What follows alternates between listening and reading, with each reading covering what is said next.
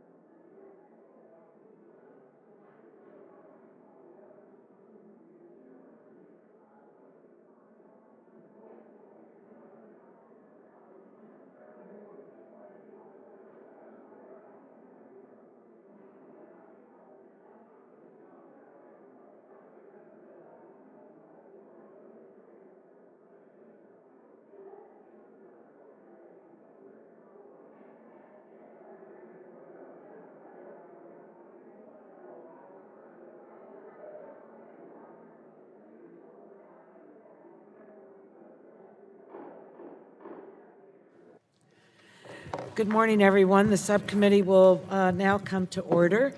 We're meeting today to consider 10 healthcare bills. And I will now recognize myself for 5 minutes for an opening statement. Good morning, everyone.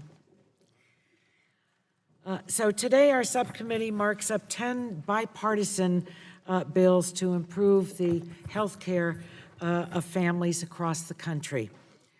Subcommittee members have worked very hard together to tackle difficult problems around the issue of surprise billing, drug pricing, and critical public health programs. And with today's markup, we're going to continue the progress so that Americans can afford their health care and receive it in their communities in a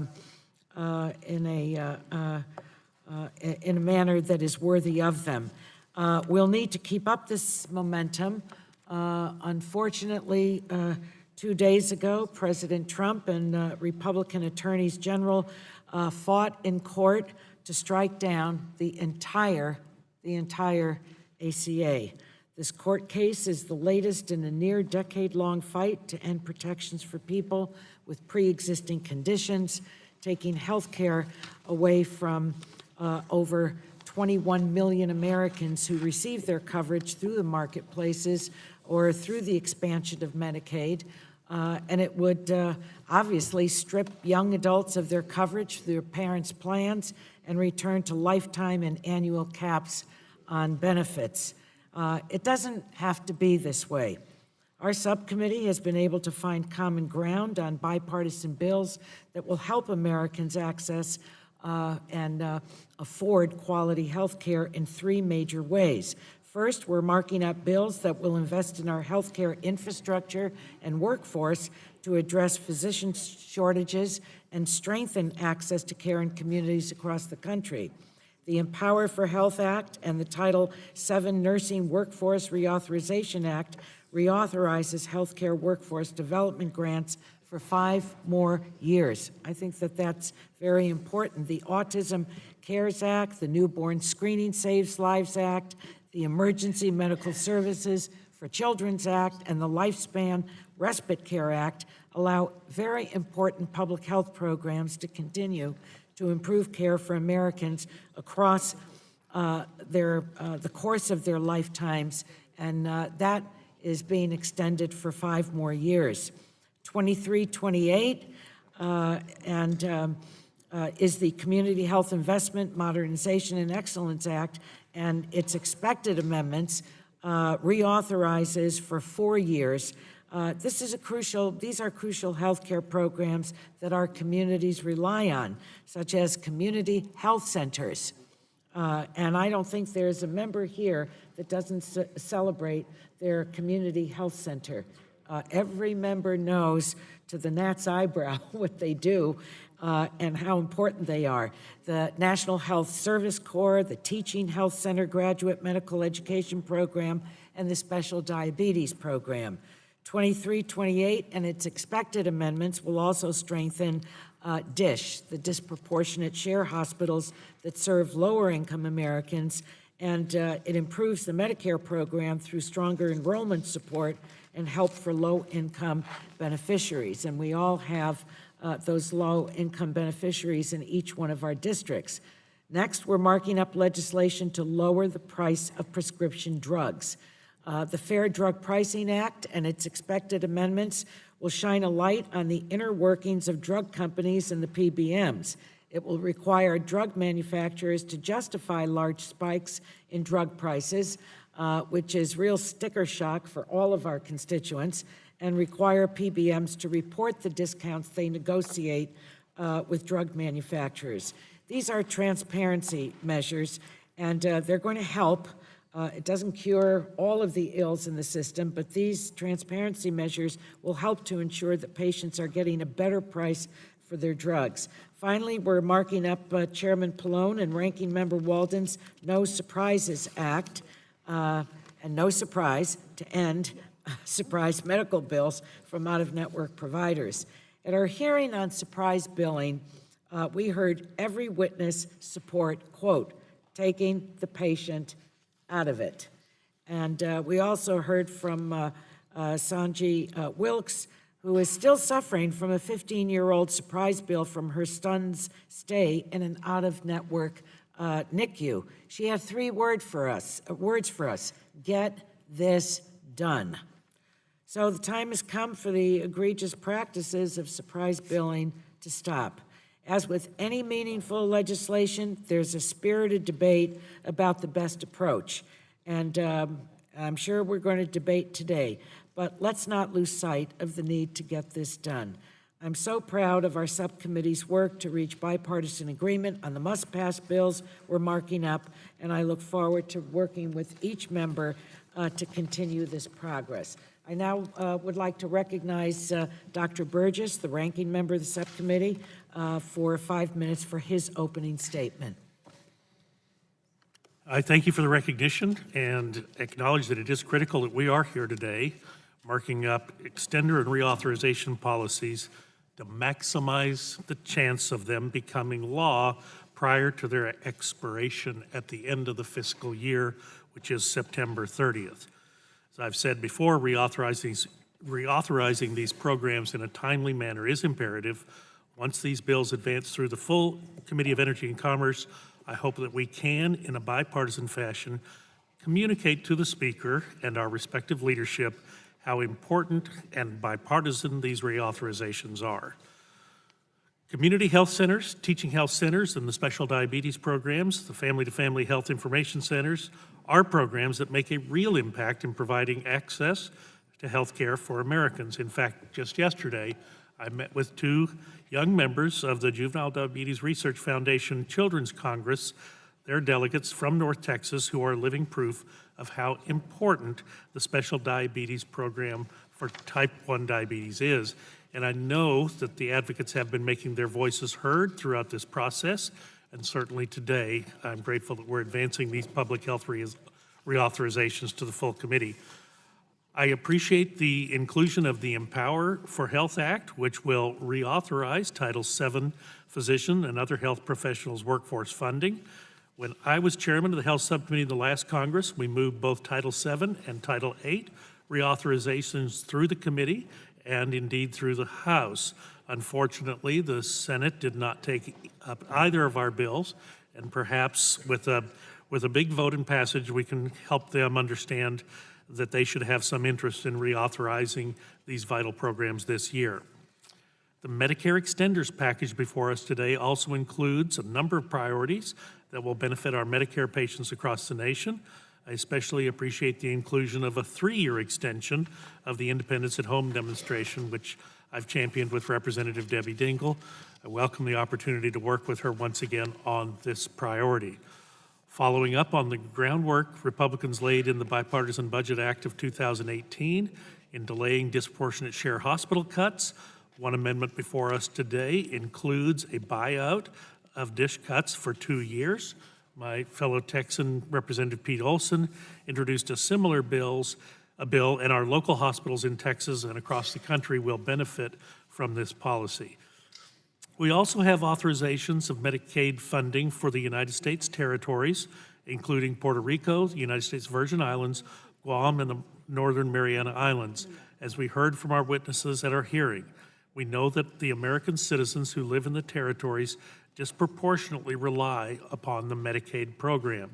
But as I noted in our hearing, Congress needs to know how these dollars are being spent so that we are good stewards of taxpayer dollars. I also welcomed it when we heard that the territories could implement a number of program integrity measures to ensure protection. We don't want dollars to be spent in an inefficient, duplicative, or an unlawful fashion. This bill would require the territories to implement certain tools to do just that. Given the disappointing news out of Puerto Rico just yesterday, I think we can all agree that more can be done, and I certainly look forward to conversations with committee members, and our staff are already having to put additional measures in place before this bill arrives at the full committee.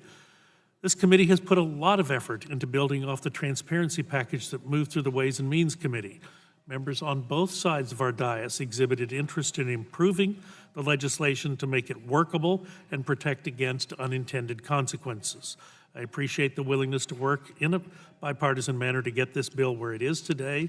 I can say that the majority listened to our concerns, and I support the bill that we are considering, and I urge all members to do so. I want to thank the chairs and their staff for taking this issue through regular order and doing the hard work to get us where we are today. Lastly, we are considering the No Surprises Act, which would outlaw surprise or out-of-network billing. This has been a bipartisan effort from the start, and I hope we can achieve consensus. I certainly want to thank the chairman of the full committee, Mr. Pallone, for his introduction of the language that we're going to be considering today. I want to thank the White House because they've made this a priority, and I think there is a broad consensus, House, Senate, and White House, that the ultimate goal is to remove the patient from the middle of this any dispute that might occur. I do appreciate the good faith efforts that have been made to work toward a compromise thus far, and I hope that such efforts will continue following the subcommittee markup and that we will achieve a true solution before we finish in the full committee's work. I'm glad we've achieved agreements on the must-pass priorities before us this morning. Thank you, Madam Chairman. I'll yield back. I thank Dr. Burgess. I now recognize Mr. Pallone, the chairman of the full committee, for 5 minutes for his opening statement. Thank you, Chairwoman Eshoo. Let me say, start out by saying we are continuing with this committee's work today of putting consumers first, expanding access to health care, and making both prescription drugs and health care more affordable. And the 10 bipartisan bills we're marking up today will take a great deal of strides towards achieving those goals. I want to thank, first of all, I do want to thank Ms. Eshoo, our chairwoman, Dr. Burgess, the ranking member, and all the staff for working so hard to make this markup possible, in a bipartisan fashion. And of course, I want to thank our ranking member, Walden, for all his work on many of the bills, particularly the surprise billing. I should mention also, Madam Chair, that, it's not only our committee, it's also the fact that for the most part, these bills have Senate counterparts, and we've been working on a bipartisan basis with the Senate as well, and with the President. So I think for the most part, these bills are likely to become law. These are not message documents today. This is the real thing that is worked on with the Senate and with the White House. And I think most of the things that you see here today will ultimately become law. And so that's significant. It shows the bipartisan nature of the committee and also the bicameral nature of what we're doing. The process has always been to keep the patient and the consumer at the center, and so I'm also proud of that. I wanted to mention, Madam Chair, also that Jeff Carroll's daughter Lizzie is here today at the desk. She's helping us, sort of a day intern. I think everyone would recognize the resemblance. I don't have to mention that. We've said that before. So what have we done? We've negotiated a 4-year extension of our expiring public health programs.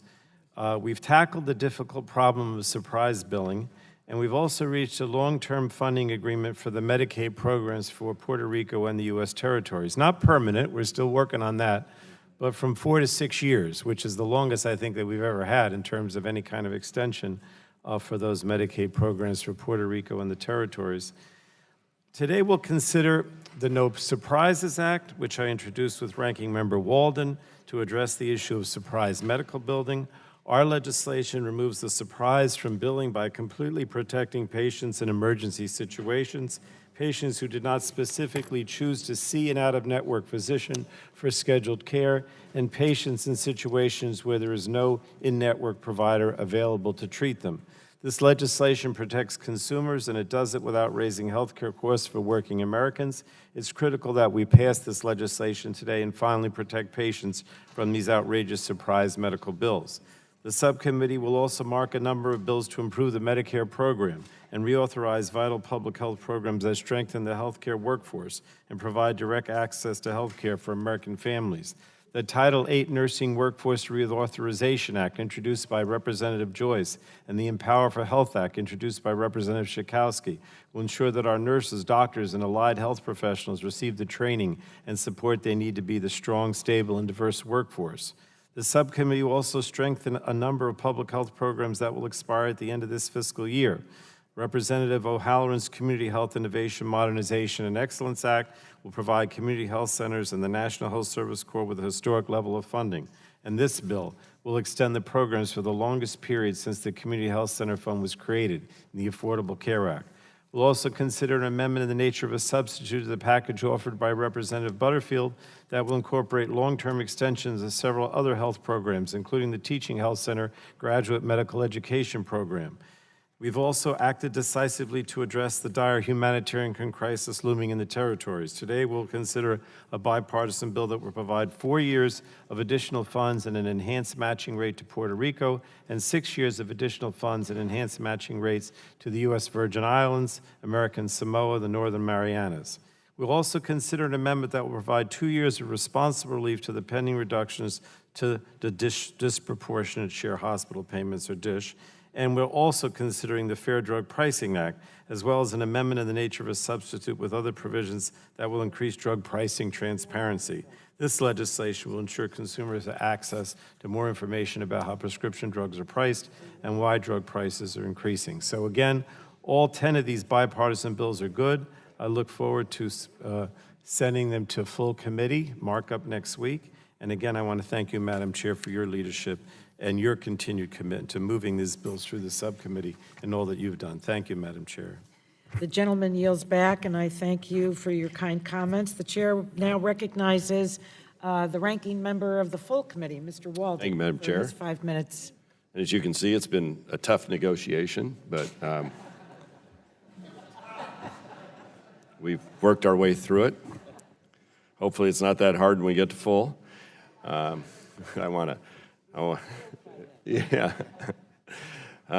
think we've heard about the bills we'll be marking up. I just want to say how important they are.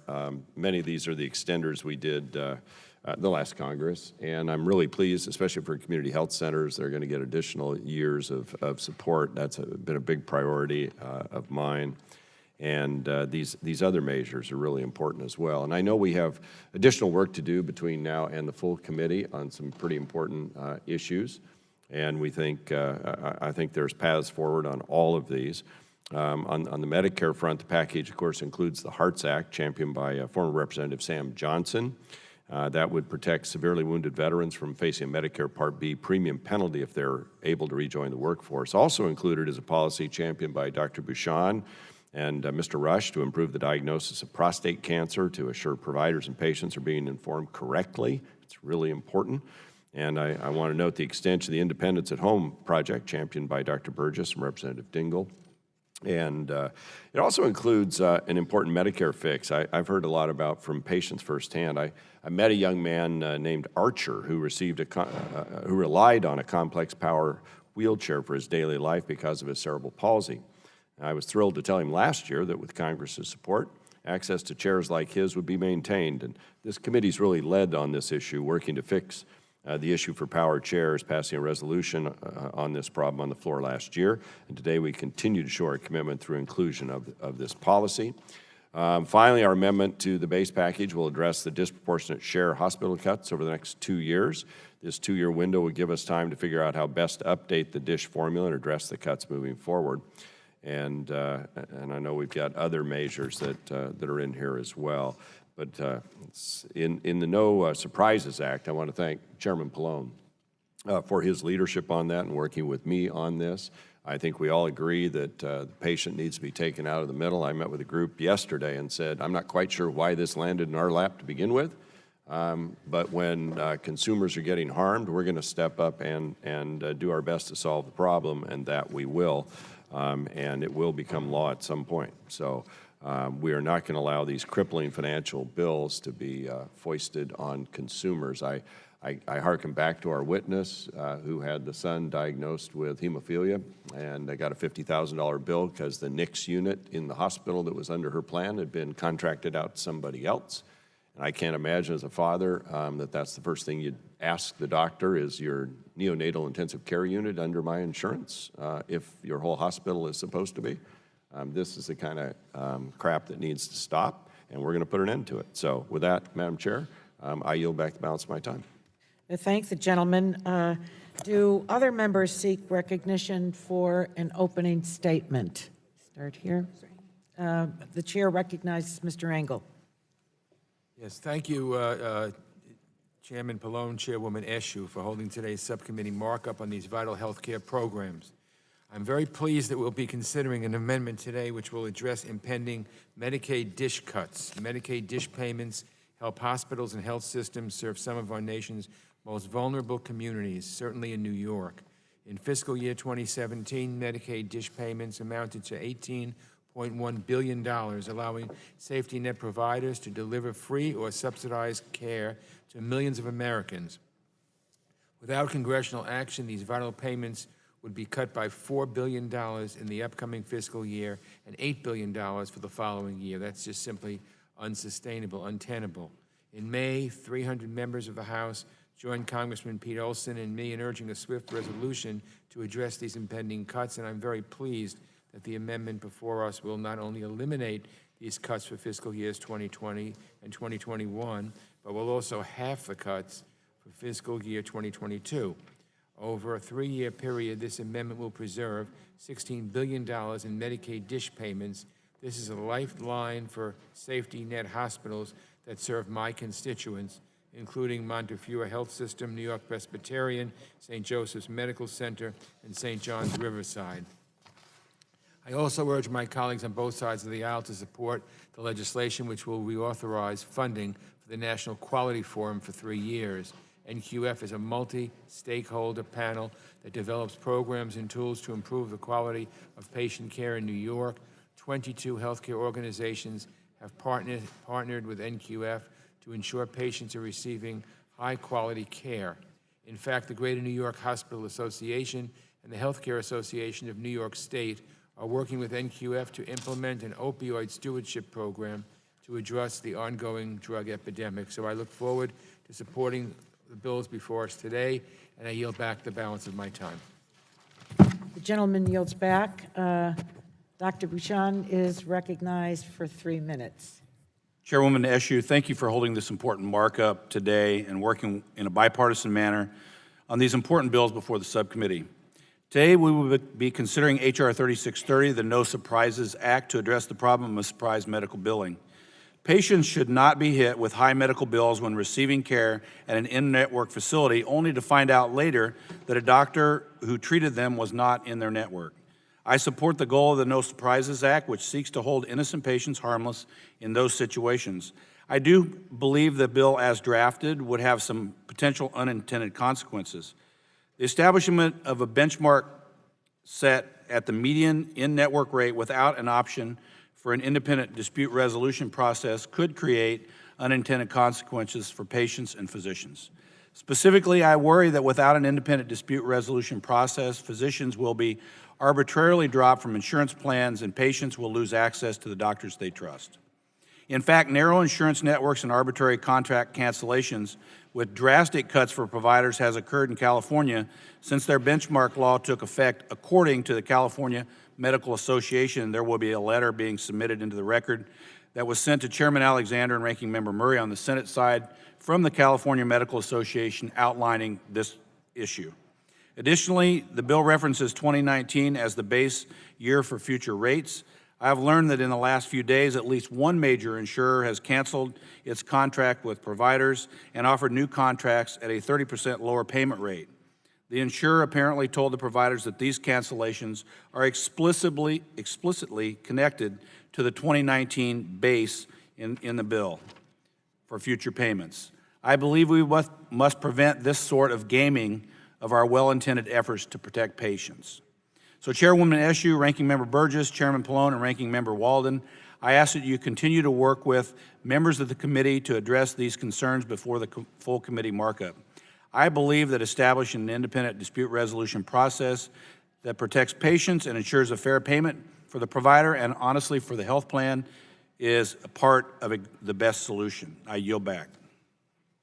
The gentleman yields back, and I heard what you said, and I'm here to work with everyone on it, because we have to have the surprise Thank you. billing legislation signed into law. The chair now recognizes the gentlewoman from California, Ms. Matsui, for her 3 minutes for an opening statement. Thank you very much, Madam Chair. This committee is advancing critical legislation today, and I appreciate that much of the work has been done in a bipartisan basis. The markup of all the bills before us highlights the important efforts and investments this committee has made to bolster our nation's healthcare system. In particular, I'm encouraged that we are considering H.R. 728, which supports our nursing workforce. Nurses are truly on the front lines of patient care. Given the provider shortage and public health challenges currently facing our healthcare system, a thriving nursing workforce is more important than ever. The Title VIII Nursing Workforce Reauthorization Act recognizes the value of investing in the education and retention of our nation's nursing workforce. I'm also encouraged that the committee is acting to protect patients from costly surprise medical bills. These large, unexpected out-of-pocket costs can have devastating effects on working families, and patients should not be bearing the cost of the failure of insurers and providers to contract. However, I hope we can continue discussions on ways to ultimately resolve the issues related to provider payments and surprise billing. By doing so, it is my hope that we can get to the best solution to preserve patient access and lower healthcare costs. It is important we take the time to exercise due diligence of the various proposals and find ways to work together and with stakeholders in crafting a fair and effective solution to protect patients from surprise bills. Thank you, Madam Chair, and I yield back. The gentlewoman yields back, and the chair recognizes the gentleman from Montana, Mr. Gianforte, for his 3 minutes for an opening statement. Thank you, Chairwoman Eshoo. I'm pleased to see quick markup of so many important bipartisan bills, ensuring robust public health infrastructure, transparency in the pharmaceutical market, and no surprise billing are all vital to lowering costs in our healthcare system. I'm glad we're able to come to a bipartisan agreement to reauthorize our community health centers, National Health Service Corps, teaching health centers, and the Special Diabetes Program for Indians. All of these programs are incredibly important for the state of Montana. I fully support these programs and the work they do in our state.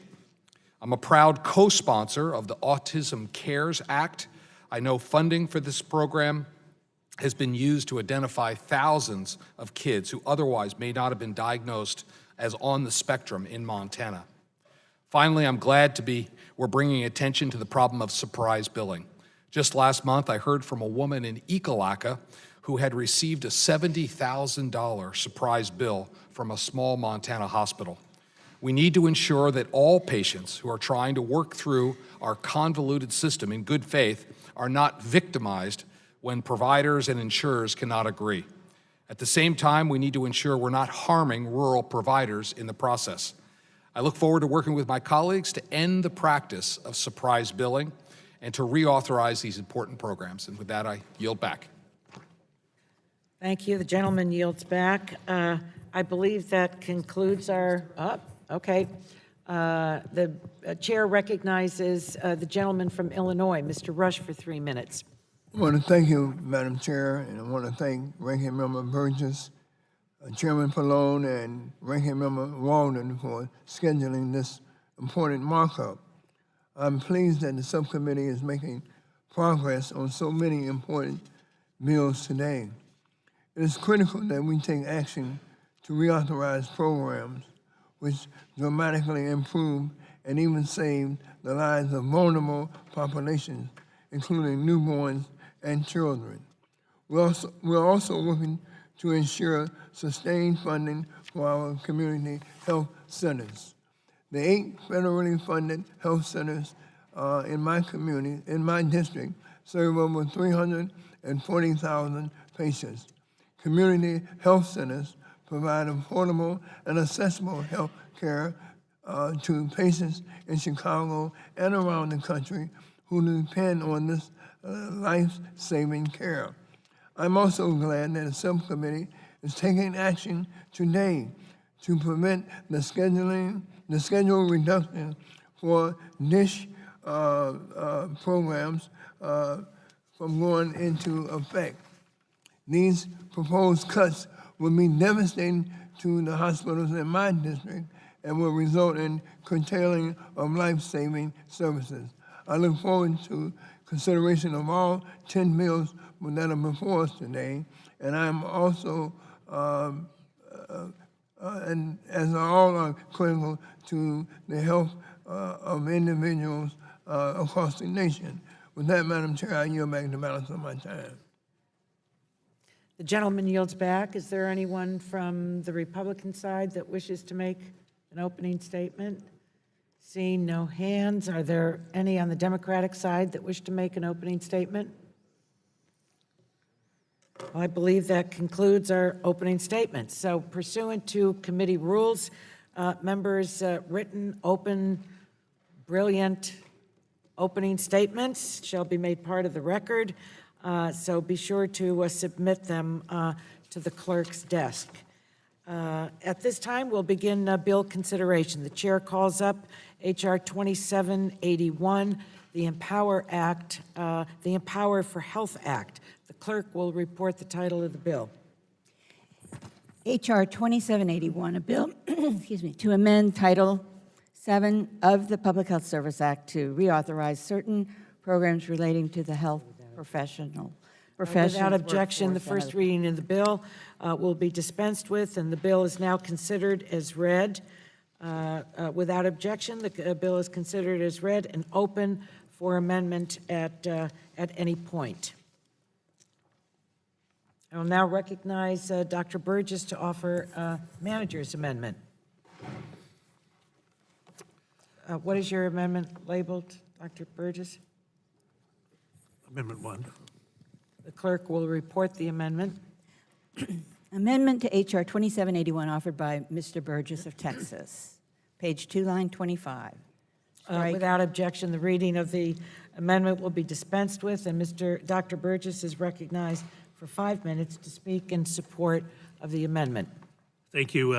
The Educating Medical Professionals and Optimizing Workforce Efficiency and Readiness Act, or the Empower for Health Act, will reauthorize Title VII of the Health Professions Workforce Programs for fiscal years 2020 through 2024.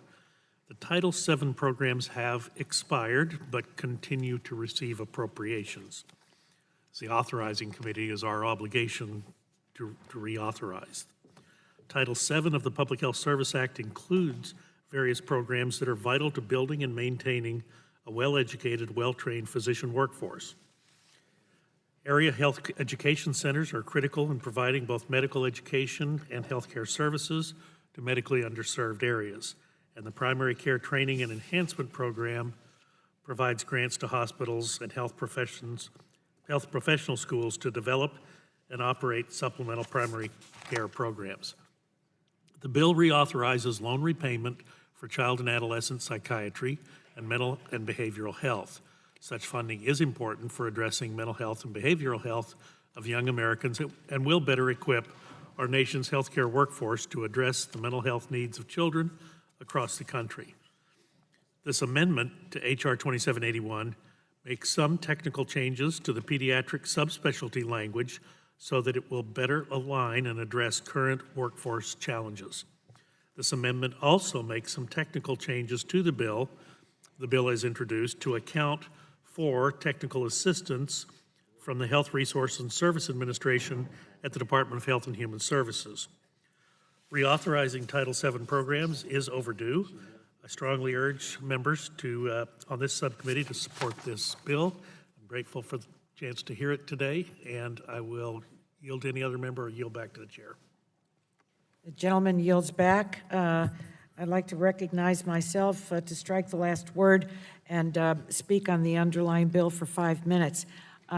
This legislation, the Empower for Health Act of 2019, was introduced by Representatives Burgess and Schakowsky, and I want to thank them for their work. It reauthorizes Title VII Healthcare Workforce Development Grant Program for 5 years. And I think that those are the two operative words, 5 years. And that's very good news for this workforce across the country. According to the American Association of Medical Colleges, our country could see a shortage of up to 120,000 physicians by 2030. 120,000 physicians. There are so many communities that don't even have that population. This would have a devastating effect on patient care across our country, with rural and already underserved areas being hit the hardest. Title VII programs provide funding for medical schools to train the next generation of physicians. And the programs help to increase health workforce diversity by increasing the representation of minority and disadvantaged students in the health profession. These important programs include Centers of Excellence, Health Professions Training for Diversity Program, Primary Care Training and Enhancement Grants, Training in General Pediatric and Public Health Dentistry Grants, Area Health Education Centers, the National Center for Healthcare Workforce Analysis, and Public Health Workforce Grants. These programs support loan repayment and provider training experiences in primary care, in dentistry, in rural or underserved areas, and in community-based settings. HRSA estimates are that through all of its health profession training programs, over 400,000 participants were trained at 20,000 sites during the academic year of 2017-18. Nearly 9,000 of those participants were trained in a medically underserved community. So this is a program that is so worthy of the support of this entire committee and the entire Congress. Studies have found that students who attended schools with Title VII funding were significantly more likely to work in underserved communities and to practice primary care. And this is something that we can all not only support but be proud of. So this bill makes critical federal investment in our nation's physician workforce, and I urge all of my colleagues to support it. Now, are there other members that seek recognition to speak on the amendment? Seeing none, no further debate. We'll proceed to a vote on the amendment. All those in favor of the amendment will signify by saying aye. Aye. Aye. Those opposed? In the opinion of the chair, really close call, the ayes have it. The amendment is agreed to. Are there any further amendments to this legislation? Mr. Rush? The chair recognizes Mr. Rush to offer his amendment. Madam Chair, I have an amendment at the desk, What is your amendment labeled? 044, number 44. The clerk will report the amendment. Amendment to H.R. 2781 offered by Mr. Rush of Illinois. At the end of the bill, add the following new section. Without objection, the reading of the amendment will be dispensed with, and the gentleman is recognized. I want to thank you, Madam Chair. Madam Chair, there is an alarming level of underrepresentation within the health workforce. African Americans make up a small fraction, less than 5%, of physical therapists, occupational therapists, speech language pathologists, and audiologists. I'm proud to work to fix this problem in a bipartisan manner, along with my friend, Representative Kathleen McMorris Rogers. The amendment I am offering today authorizes funding for college and university programs in the specified medical fields. This funding will be used to attract, recruit, and retain students who are racial or ethnic minorities or who are from disadvantaged backgrounds. My amendment would encourage individuals from these underrepresented groups to enter into and complete these specified programs. It has been proven, Madam Chair, that patients have better health outcomes when their doctor is of the same racial or ethnic background. It is only by having a medical workforce that reflects the diversity of our nation that we can provide the best health care possible. Furthermore, when minorities and those from underserved communities pursue a career in the medical field, they are far more likely to work in underserved and rural areas. This will help address the shortage of health professionals in these communities. No community, Madam Chair, should be without access to the care they need. Finally, we know funding like this works.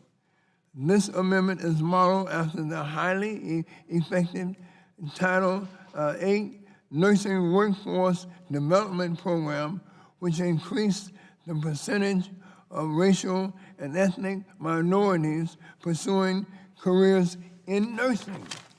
I urge, Madam Chair, my colleagues to support this amendment, which provides a simple but powerful fix for a historic and problematic problem that is the underrepresentation in the fields of physical therapy, occupational therapy, speech and language pathology, and audiology.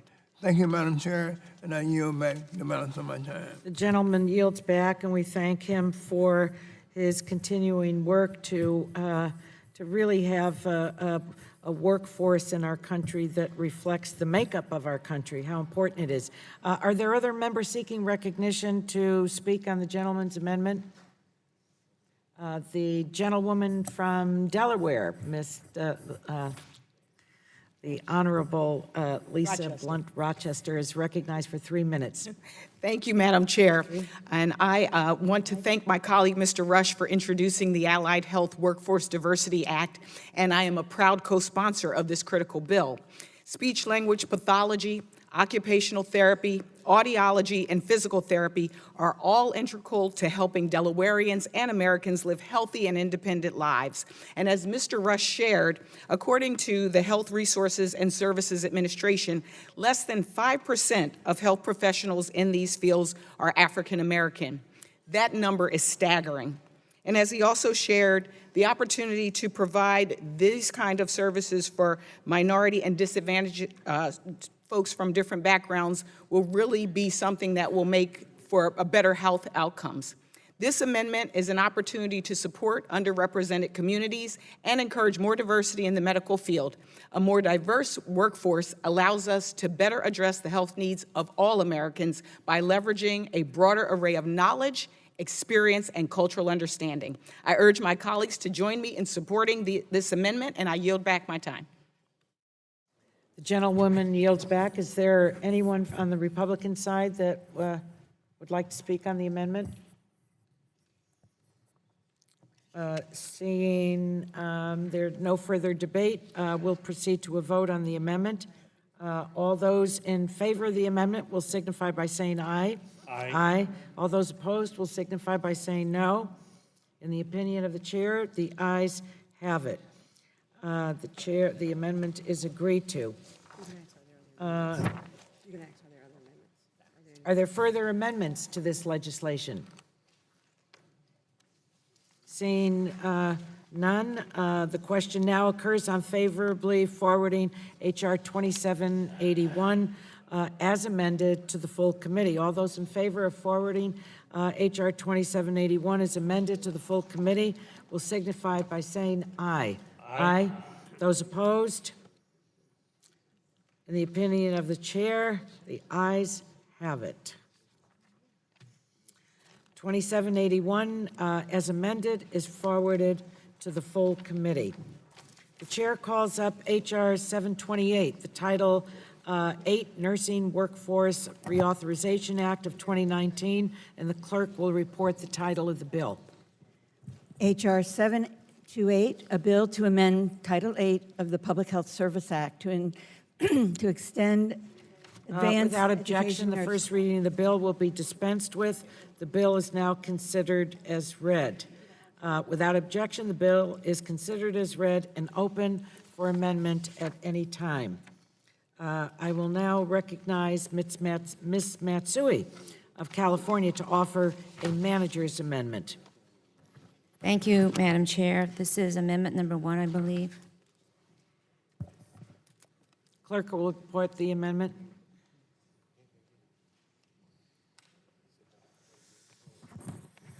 Amendment to H.R. 728 offered by Ms. Matsui. Without objection, the reading of the amendment will be dispensed with, and Ms. Matsui is now recognized for 5 minutes to speak in support of her amendment.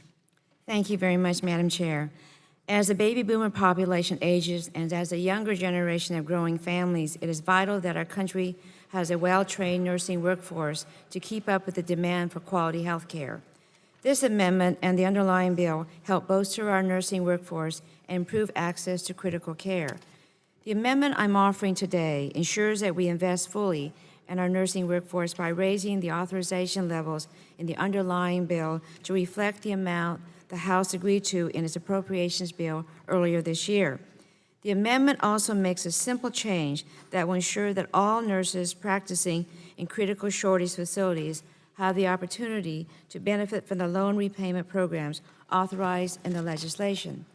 For over 50 years, the Title VIII nursing workforce development programs have been the largest dedicated source of funding to improve the nursing workforce demand.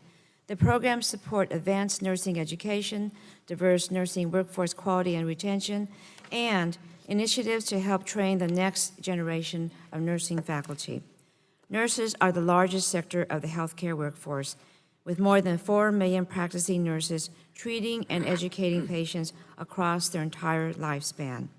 A robust nursing workforce is essential to meeting current and future healthcare demands in all areas, especially rural and underserved communities. Looking ahead, the Bureau of Labor Statistics projects that demand for registered nurses is scheduled to increase by 15% by 2026, and advanced practice registered nurse demand is scheduled to grow by 31%. In my own state of California, we recently recovered from a nursing shortage, which is an example of why reauthorizing the Title VIII nursing workforce program is integral to preventing another one. I thank my colleague, Representative David Joyce, for working with me on the Title VIII Nursing Workforce Reauthorization Act. It is vital that we continue to invest in training, development, and retaining a strong, diverse, competent nursing workforce across all care settings. This amendment and the underlying bill will go a long way to making that possible. I ask all of my colleagues to support it, and I yield back the balance of my time. Gentlewoman yields back, and I will recognize myself to strike the last word and speak on the underlying bill for 5 minutes or less. The Title VIII Nursing Workforce Reauthorization Act was introduced by Representatives Matsui, Joyce of Ohio, McKinley of West Virginia, Castor of Florida, Davis of Illinois, Gabbard of Hawaii, Bonamici of Oregon, and Underwood of Illinois. So I salute all of the members that have worked so hard on this bill. It does reauthorize a federal nursing workforce development grant program for 5 years, which I think, again, the two operative words are 5 years. This is a healthy extension, and I think the program is worthy of it because it funds the grants and scholarships for graduate and undergraduate nursing education in specified areas of nursing, including cultural competency, workforce diversity, nurse faculty members, advanced education nurses, and geriatric nursing. So it's not just the nurses that appear at our bedside if we happen to be in the hospital. This really goes across all nursing in our country. And the programs support recruitment, retention, advanced education of skilled nursing professionals to address the shortages that exist in our country.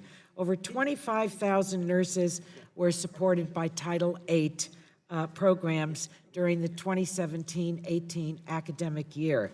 That's a lot of nurses, 25,000. That includes over 6,500 students who were supported through the Nursing Workforce Diversity Program. And today's existing nursing workforce will not be adequate to meet the complexity of healthcare needs in our country unless there's an increased investment. One goes with the other. And that investment is made to train skilled nurses.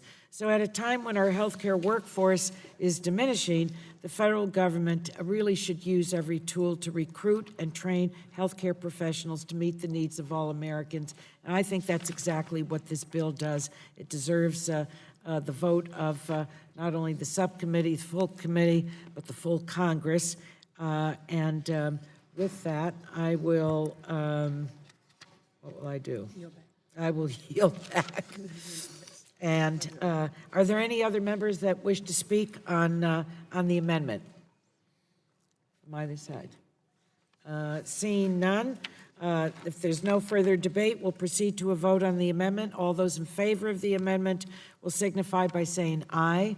Aye. All those opposed signify by saying no. In the opinion of the chair, the ayes have it. The amendment is agreed to. Are there any further amendments to this legislation? Seeing none, the question now occurs on favorably forwarding H.R. 728 as amended to the full committee. All those in favor of forwarding H.R. 728 as amended to the full committee will signify by saying aye. Aye. All those opposed will signify by saying no. In the opinion of the chair, the ayes have it. H.R. 728, as amended, is forwarded to the full committee. The chair calls up H.R. 1058, the Autism Cares Act of 2019. The clerk will report the title of the bill.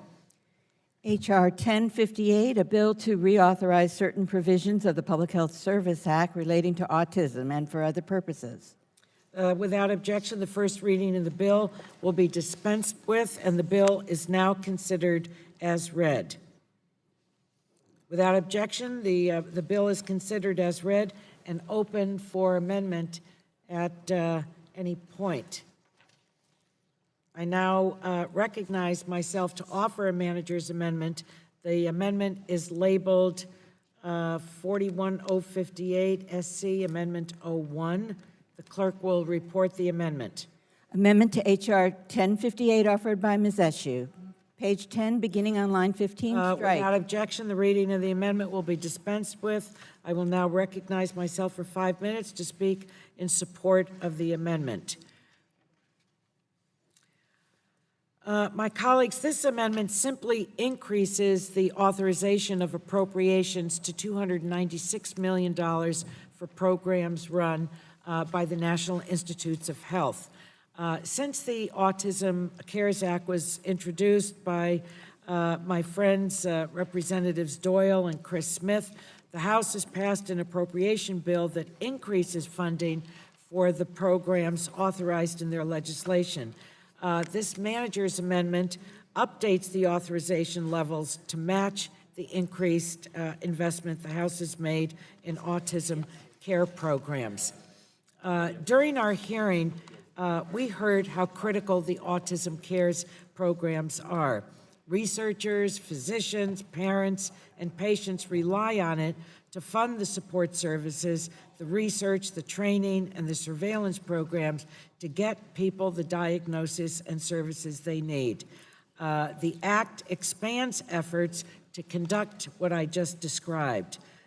Black and Latino children with autism tend to be diagnosed later than white children and are often misdiagnosed, which is really a disaster for the individuals when they are misdiagnosed. They have less access to services, and they're underrepresented in most autism research. So this 5-year reauthorization addresses these disparities as well as other challenges relative to autism research, education, detection. And the CARES Act funds this research at the NIH to understand the biology behind autism. It helps to build infrastructure at CDC to advance our understanding of autism and to train medical providers on screening, diagnosis, and intervention. In my congressional district, I'm very proud that Stanford University receives CARES funding to do this very important research. It's an area that's been left behind in the country, still misunderstood, and we still have ways to go.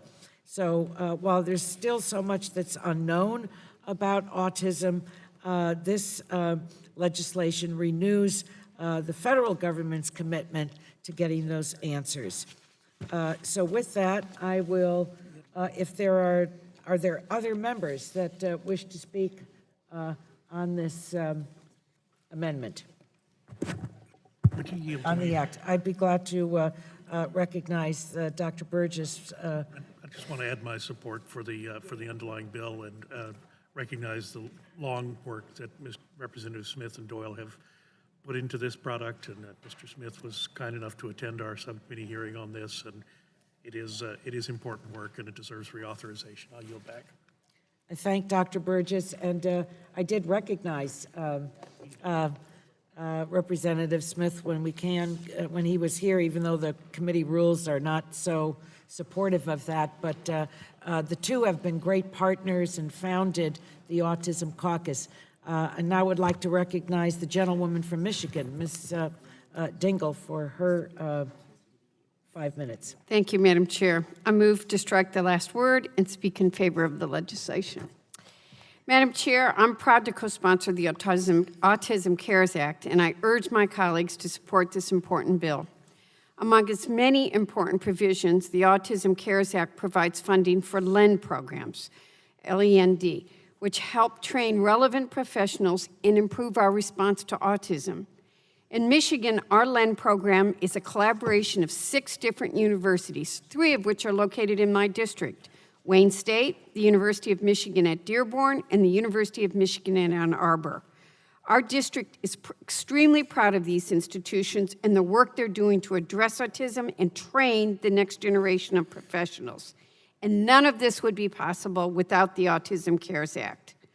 In addition to LEND, the Autism CARES Act will reauthorize essential research that improves our understanding of autism and will expand access to earlier interventions. This bill also coordinates the federal government's efforts to address autism and provides important support for children and adults with autism and their families. I, like all of you, thank Representative Doyle and Smith for their relentless leadership on this issue, and I look forward to this passing out today and getting to full committee, and I really hope we're able to pass it in the House of Representatives before it expires at the end of September. I urge my colleagues to vote for this, and thank you, Madam Chair, for your leadership. Thank you. Are there other members seeking recognition to speak on this from either side? If there's no further debate, we'll proceed to a vote on the amendment. All those in favor of the amendment will signify by saying aye. Aye. Aye. All those opposed signify by saying no. In the opinion of the chair, the ayes have it. The amendment is agreed to. Are there further amendments to this legislation? The question now, seeing none, the question now occurs on favorably forwarding H.R. 1058 as amended to the full committee.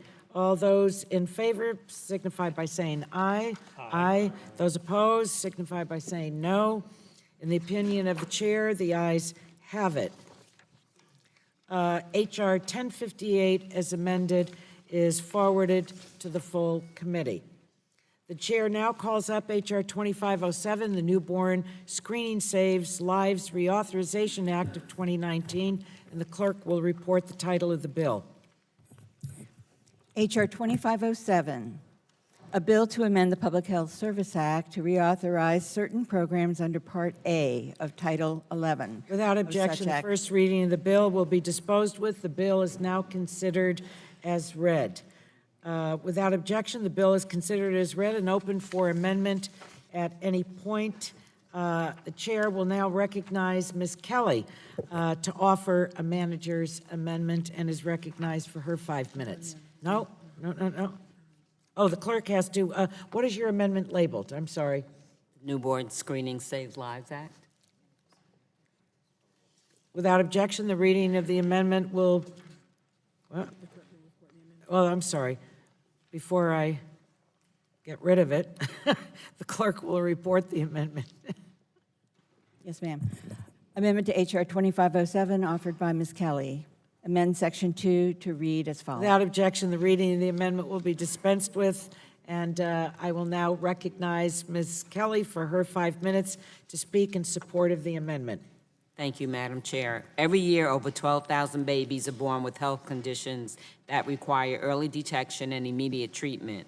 Since the first newborn screening test was developed in the early 1960s, science has achieved great advances. For example, let's consider cystic fibrosis. What once was a death sentence and an untreatable condition is now treatable by several medications, and we're seeing progress toward a cure. To this day, however, infants diagnosed with the disease and the families who love them rely on early screening so that the baby may receive timely treatment. In the 11 years since the Newborn Screening Saves Lives Act was first signed into law, we have made tremendous progress toward the goal that every baby born in the U.S. receive recommended screening for treatable conditions that can benefit from early detection.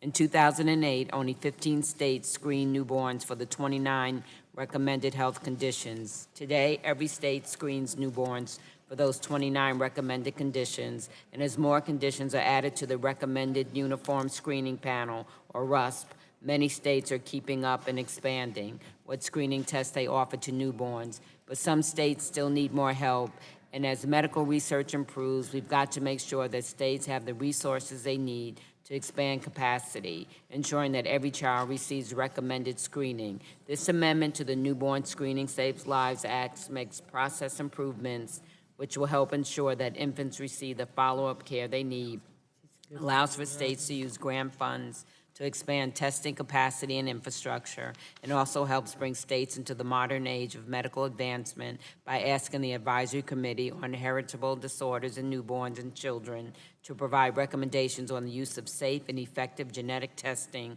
by healthcare professionals. Moreover, this amendment will make it easier for states to adopt recommended screening protocols and will help ensure that we modernize the screening process for the next generation. I thank Congresswoman Royale Allard for all of her tremendous work over these numerous years on the Newborn Screening Saves Lives Act. It is literally saving lives. Finally, I urge all my colleagues to support this amendment. I yield back. The gentlewoman yields back. Is there, pardon me? Yes, I was just going to recognize him. The chair recognizes Mr. Hudson for his 5 minutes. Thank you, Madam Chair. First, I'd like to thank Representative Kelly for her leadership and for working with me on this amendment. I know we both agree that our children are our most valuable treasure, and it is our best interest to do everything we can to help and protect them. This amendment will go a long way to improving the benefits of newborn screening panels around the country and helping children born with serious medical conditions. Newborn screenings help parents catch medical conditions sooner, allowing better planning for medical care and, in some cases, better medical outcomes. By adopting this amendment, we'll provide better resources to implement the recommended uniform screening panel, encourage broader use of genetic testing, which can help catch diseases such as Duchenne muscular dystrophy, and allow grants to be used to follow up with patients who have stopped seeing providers. Finally, this amendment will expand the National Academies of Medicine report to evaluate how delays in adopting new screening panels can impact patients. I encourage my colleagues to support this critical amendment, and I thank you again, Representative Kelly, for working with me, and Madam Chair, I yield back. The gentleman yields back. Are there any members on the Democratic side that would like to speak to the legislation? I'll recognize myself to strike the last word and speak on the underlying bill. I want to applaud the members that have worked so hard on this and for a long time. Certainly Representative Kelly, Mr. Hudson, Lucille Roybal Allard, Mr. Simpson from Idaho, Ms. Clark from Massachusetts, and Ms. Herrera Butler from Washington State. Again, this is a reauthorization for 5 years. It's very important to have a long runway on these programs. This is going to give parents peace of mind that their newborn will receive comprehensive diagnostic screening no matter where they live in the country. These are our newest citizens, and so detection is so essential to address early on. And that's what's going to give the parents the peace of mind. And then we can see that, that these little angels will be able to grow up in a country and know that the country loved them. And they may not know it, but we will know that we will have done the right thing. Through these screenings, each year, over 12,000 babies live healthier and longer lives as a result of it. So I can't think of, I think that this is exciting.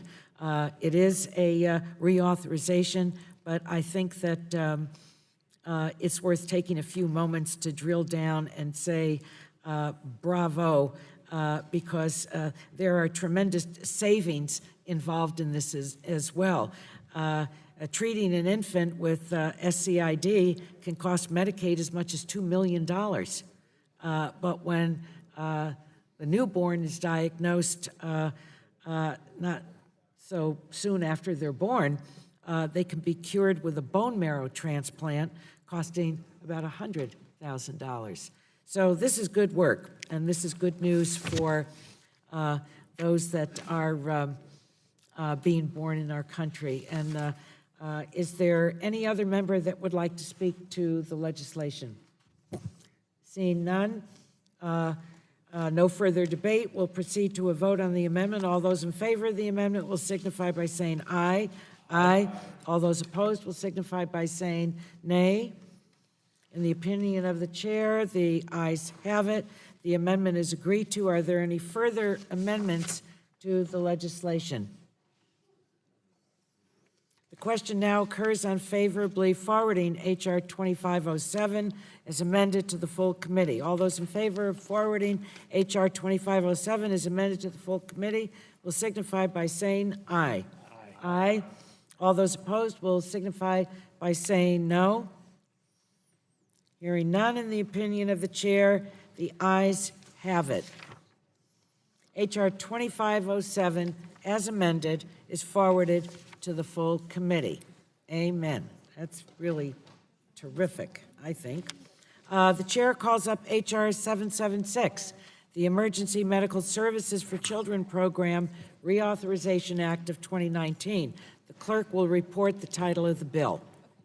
H.R. 776, a bill to amend the Public Health Service Act to reauthorize the emergency medical services for children. Without objection, the first reading of the bill will be dispensed with, and the bill is now considered as read. Without objection, the bill is considered as read and open for amendment at any time. Are there any members who seek recognition to offer an amendment?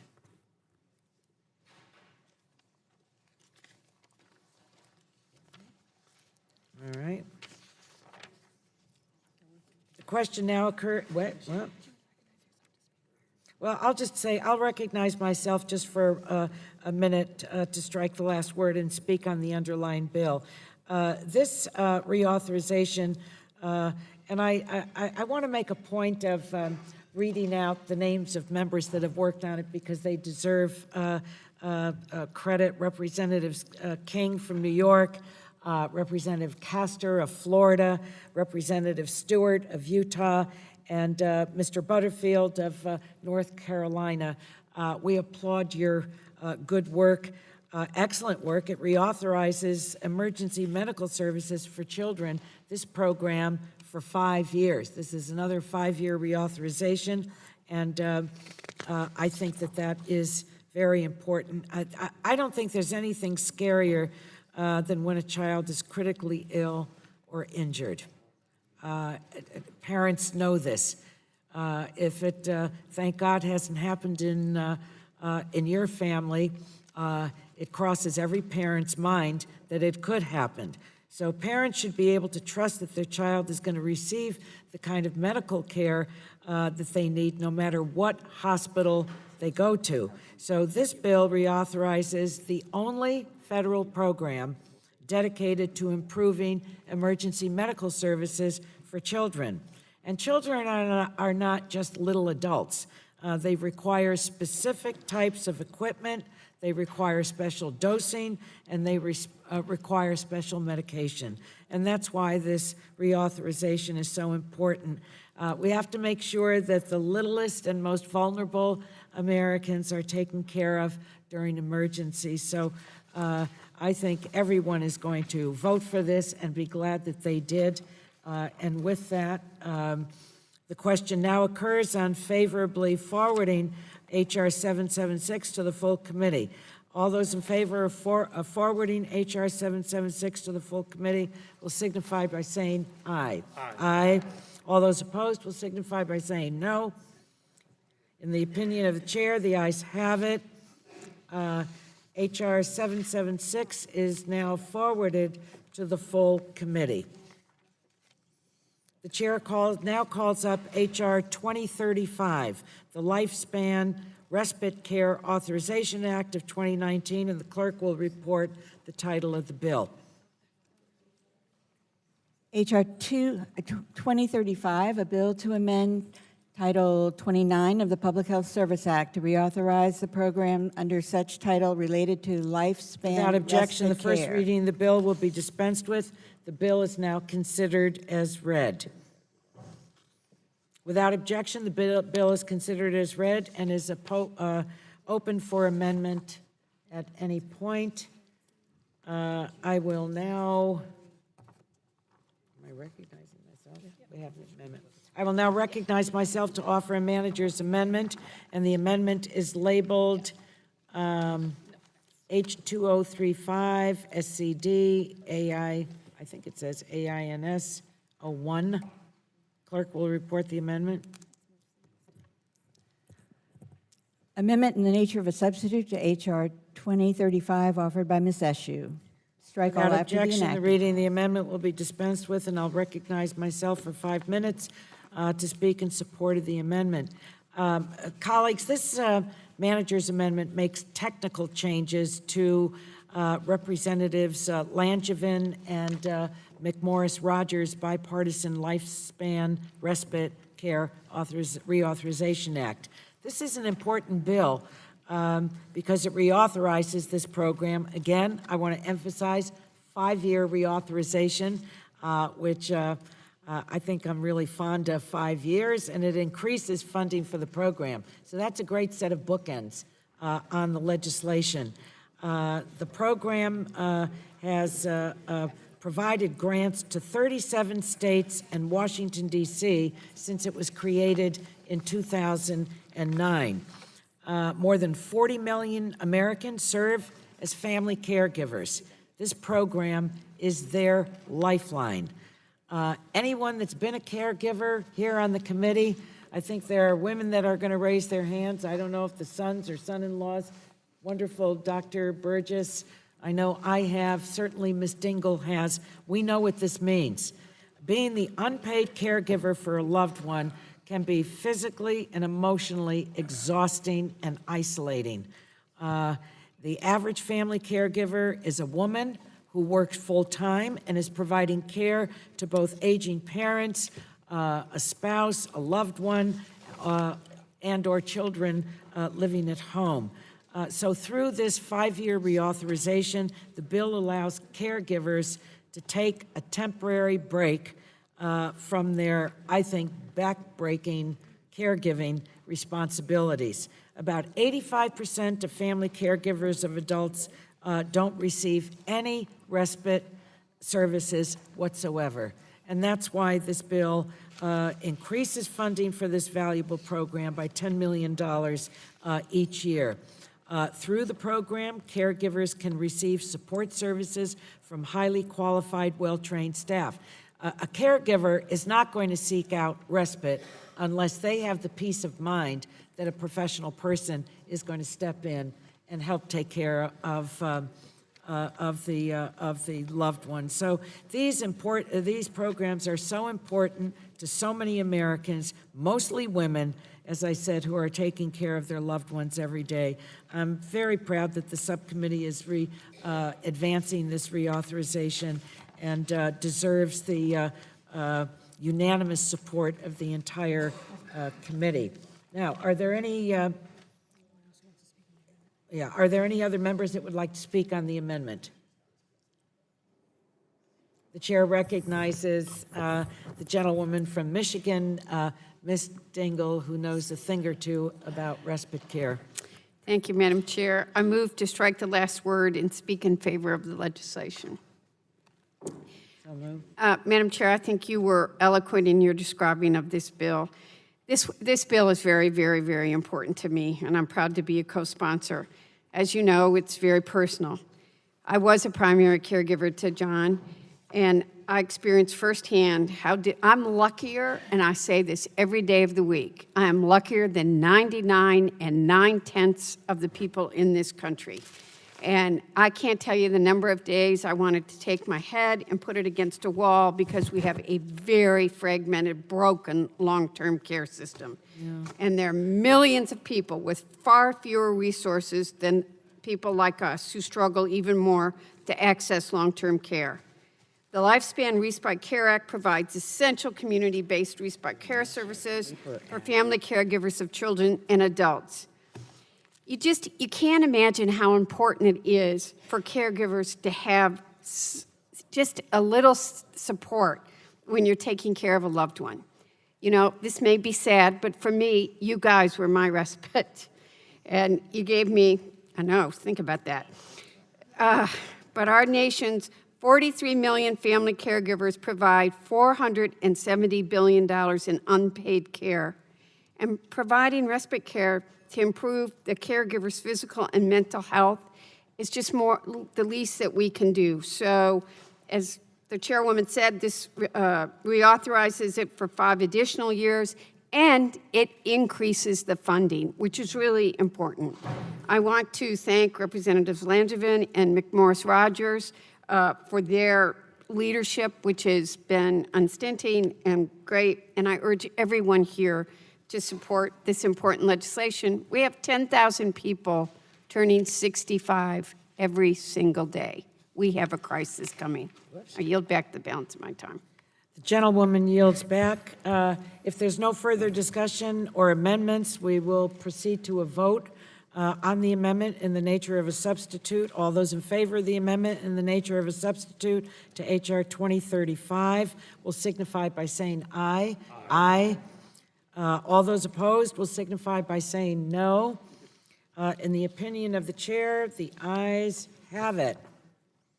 The amendment in the nature of a substitute to H.R. 2035 is agreed to.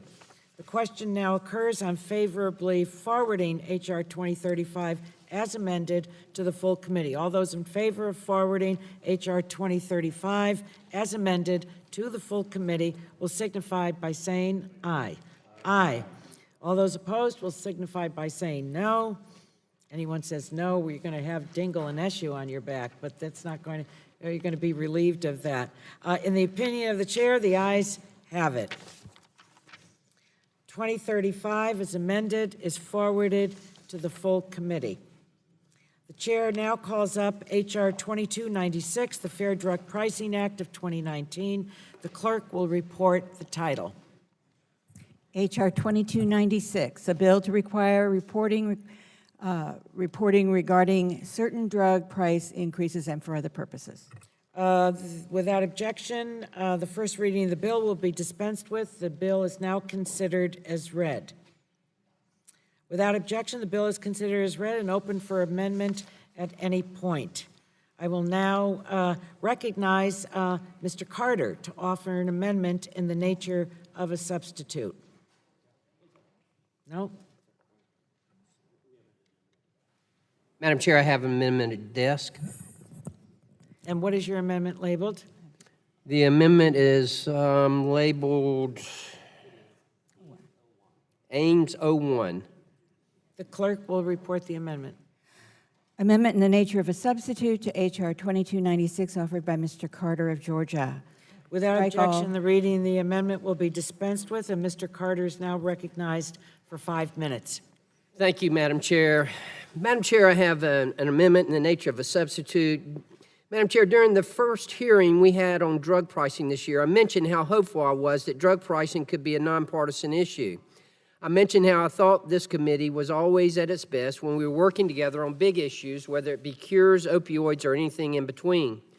Today, I am so thankful that our drug pricing efforts continue to reflect the spirit of bipartisan collaboration.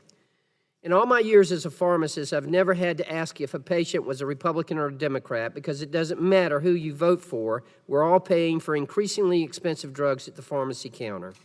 With this amendment, we will lower drug costs for patients by bringing a much-needed increase in transparency throughout our drug supply chain.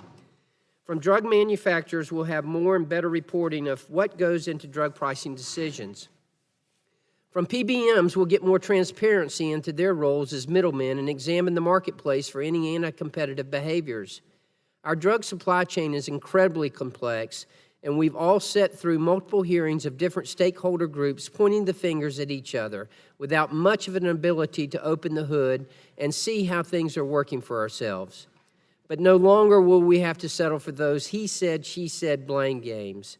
Sunlight is the best disinfectant, and I'm confident that the policies in this bill will help lower costs for patients. Is everything in the package the way I would have written it by myself? Of course not. The policies in this amendment are the products of multiple hearings where we heard support and concern from a variety of stakeholders. The policies in this amendment are the products of lengthy, hard-fought negotiations between members and staff from both sides of the aisle. I believe the bill is better off for that process. Chairman Pallone and Chairwoman Askew, I want to thank you for your leadership throughout this process. You let us hear from stakeholders who had concerns, and you worked with us to make sure this is a strong product that can receive bipartisan support. Finally, I also want to thank the staff on both sides of the aisle for all their hard work to get this amendment ready to vote on today. Madam Chair, today marks another strong step in this committee's work to lower drug prices for Americans. I encourage all of my colleagues to support this amendment and support this bill. I look forward to continuing to work with you all to get this good legislation across the President's desk so we can start delivering for patients across the country. Thank you, and I yield back the remainder of my time. I thank the gentleman. The gentleman yields back. I now would like to recognize the gentleman from Maryland, Mr. Sarbanes, to speak on his amendment. Thank you, Madam Chair. Well, I speak in support of this amendment that Representative Carter just spoke in support of, the amendment in the nature of a substitute. And I want to thank him for his co-sponsorship, and I want to thank the committee for the strong bipartisan work on this bill and on the various bills that have been combined together in this amendment in the nature of a substitute. As you've heard, and as the committee obviously is proud of, this is a set of proposals that will allow consumers to access greater information about drug price increases, drug discounts negotiated by pharmacy benefit managers, drug pricing information under Medicare, and other critical data that helps to inform the prices we pay for prescription drugs. It incorporates provisions from several pieces of legislation, including Representative Schakowsky's Fair Drug Pricing Act, but also legislation that's been introduced that would promote transparency by our colleagues, Congresswoman Spanberger, Congressman Boyle, Nadler, Congresswoman Chu, Congressman Doggett, many others who've made transparency a #1 priority. It will hold drug manufacturers accountable for price increases above 10% in a year or 25% in 3 consecutive years by requiring the reporting and public disclosure of information pertaining to that drug. It also will address total expenditures for manufacturing, research and development costs and marketing and advertising, as well as information on the total revenue and net profit generated from the qualifying drug. Having this information when drug manufacturers raise their prices allows the public to have better insight into the motivations of drug manufacturers, and then the public can determine, we can determine, the true motivation of drug manufacturers when increasing prices. The amendment in the nature of substitute also ensures that manufacturers will face stiff civil monetary penalties should they fail to provide this information, or should they knowingly provide false information as well. Additionally, I'm pleased that the amendment includes a provision to publicly disclose certain aggregated drug discounts obtained by pharmacy benefit managers when they negotiate rebates, discounts, and other price concessions. This is all really important information that the public has a right to know. As we learned from the hearings that we've conducted, particularly the drug supply chain hearing, oftentimes the pharmaceutical supply chain can be very opaque and confusing, and I believe strongly that this amendment shines a light on this system in a way that will allow consumers to have better understanding of drug prices and greater access to information. If we can get this legislation all the way through, and if these items become law, it really will represent a new day. And having this kind of transparency, information at our fingertips going forward, I think can be very instructive. It can help us build a stronger toolkit in terms of dealing with drug pricing overall. So for all those reasons, I want to thank my colleagues for introducing these measures. I strongly support this amendment in the nature of substitute, and I yield back my time. The gentleman yields back. The chair recognizes Dr. Burgess for 5 minutes to speak on the substitute. Thank you, Madam Chair. I just want to remark on that I appreciate the process conducted by the committee in getting the bill to this point. There is a need for more transparency in our healthcare system, and this legislation contains good transparency that I think can be supported. Members on both sides of the dais, including myself, requested some changes to the bill as considered from our legislative hearing to prevent some potential unintended consequences for patients. I appreciate the committee's willingness to engage in discussion and amend the legislation for these concerns, including those Dr. Bouchon and myself had with the provision regarding samples of medications. So I do support the legislation, and I encourage other members to do so as well. I yield back. The gentleman yields back. Is there anyone on the Democratic side? The chair recognizes the chairman of the full committee, Mr. Pallone, for 5 minutes. Thank you, Madam Chair. I move to strike the last word and speak in favor of the amendment in the nature of a substitute offered by Mr. Carter and Mr. Sarbanes. This amendment represents a strong bipartisan compromise that will allow consumers to have greater access to information about the rising cost of drugs. Most notably, this AINS requires robust reporting for drug manufacturers when they choose to raise the price of a drug more than 10% in 1 year or 25% in 3 consecutive years. Prior to a price increase, drug manufacturers are required to disclose to the Secretary of the Department of Health and Human Services critically pertinent information such as manufacturing expenditures, total revenue and profits, and marketing expenses for the drug. The Secretary is then required to make publicly available this information on the website for the Department of Health and Human Services so consumers can see for themselves the real reasons drug prices are going up, as well as compare expenditures, profits, and other costs to determine whether the manufacturer can justify the rationale for their price increase, or if the increase instead gouges consumers for no other reason than just additional profit. And I'd also like to highlight that this amendment includes 2 strong civil monetary penalties. One penalty is for noncompliance, that is to be levied each day that a manufacturer fails to submit the information required. And there's also an additional penalty should a manufacturer submit knowingly false information to the Secretary as well.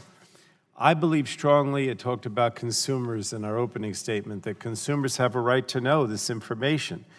I believe no matter what it is in this committee, if you give consumers the right to know, it makes a difference. Americans should be able to understand why their life-saving drugs are increasing in price year after year. So this amendment not only requires greater disclosure for drug manufacturers when they raise their prices, it also requires greater disclosure of certain aggregated rebates, as well as other fees negotiated by pharmacy benefit managers. It would also require greater reporting of average sales price, ASP data, from drug manufacturers in the Part B program. This enhanced reporting and oversight will result in real savings for the Medicare program, according to the Congressional Budget Office. So I want to thank Representative Schakowsky for her leadership on the underlying bill, as well as my Republican colleagues and Ranking Member Walden. I'm proud of the bipartisan agreement that we reached on this package of bills included in this amendment, and I believe it will bring greater transparency to the marketplace and to the fingertips of consumers who are the ones facing increasing costs each day.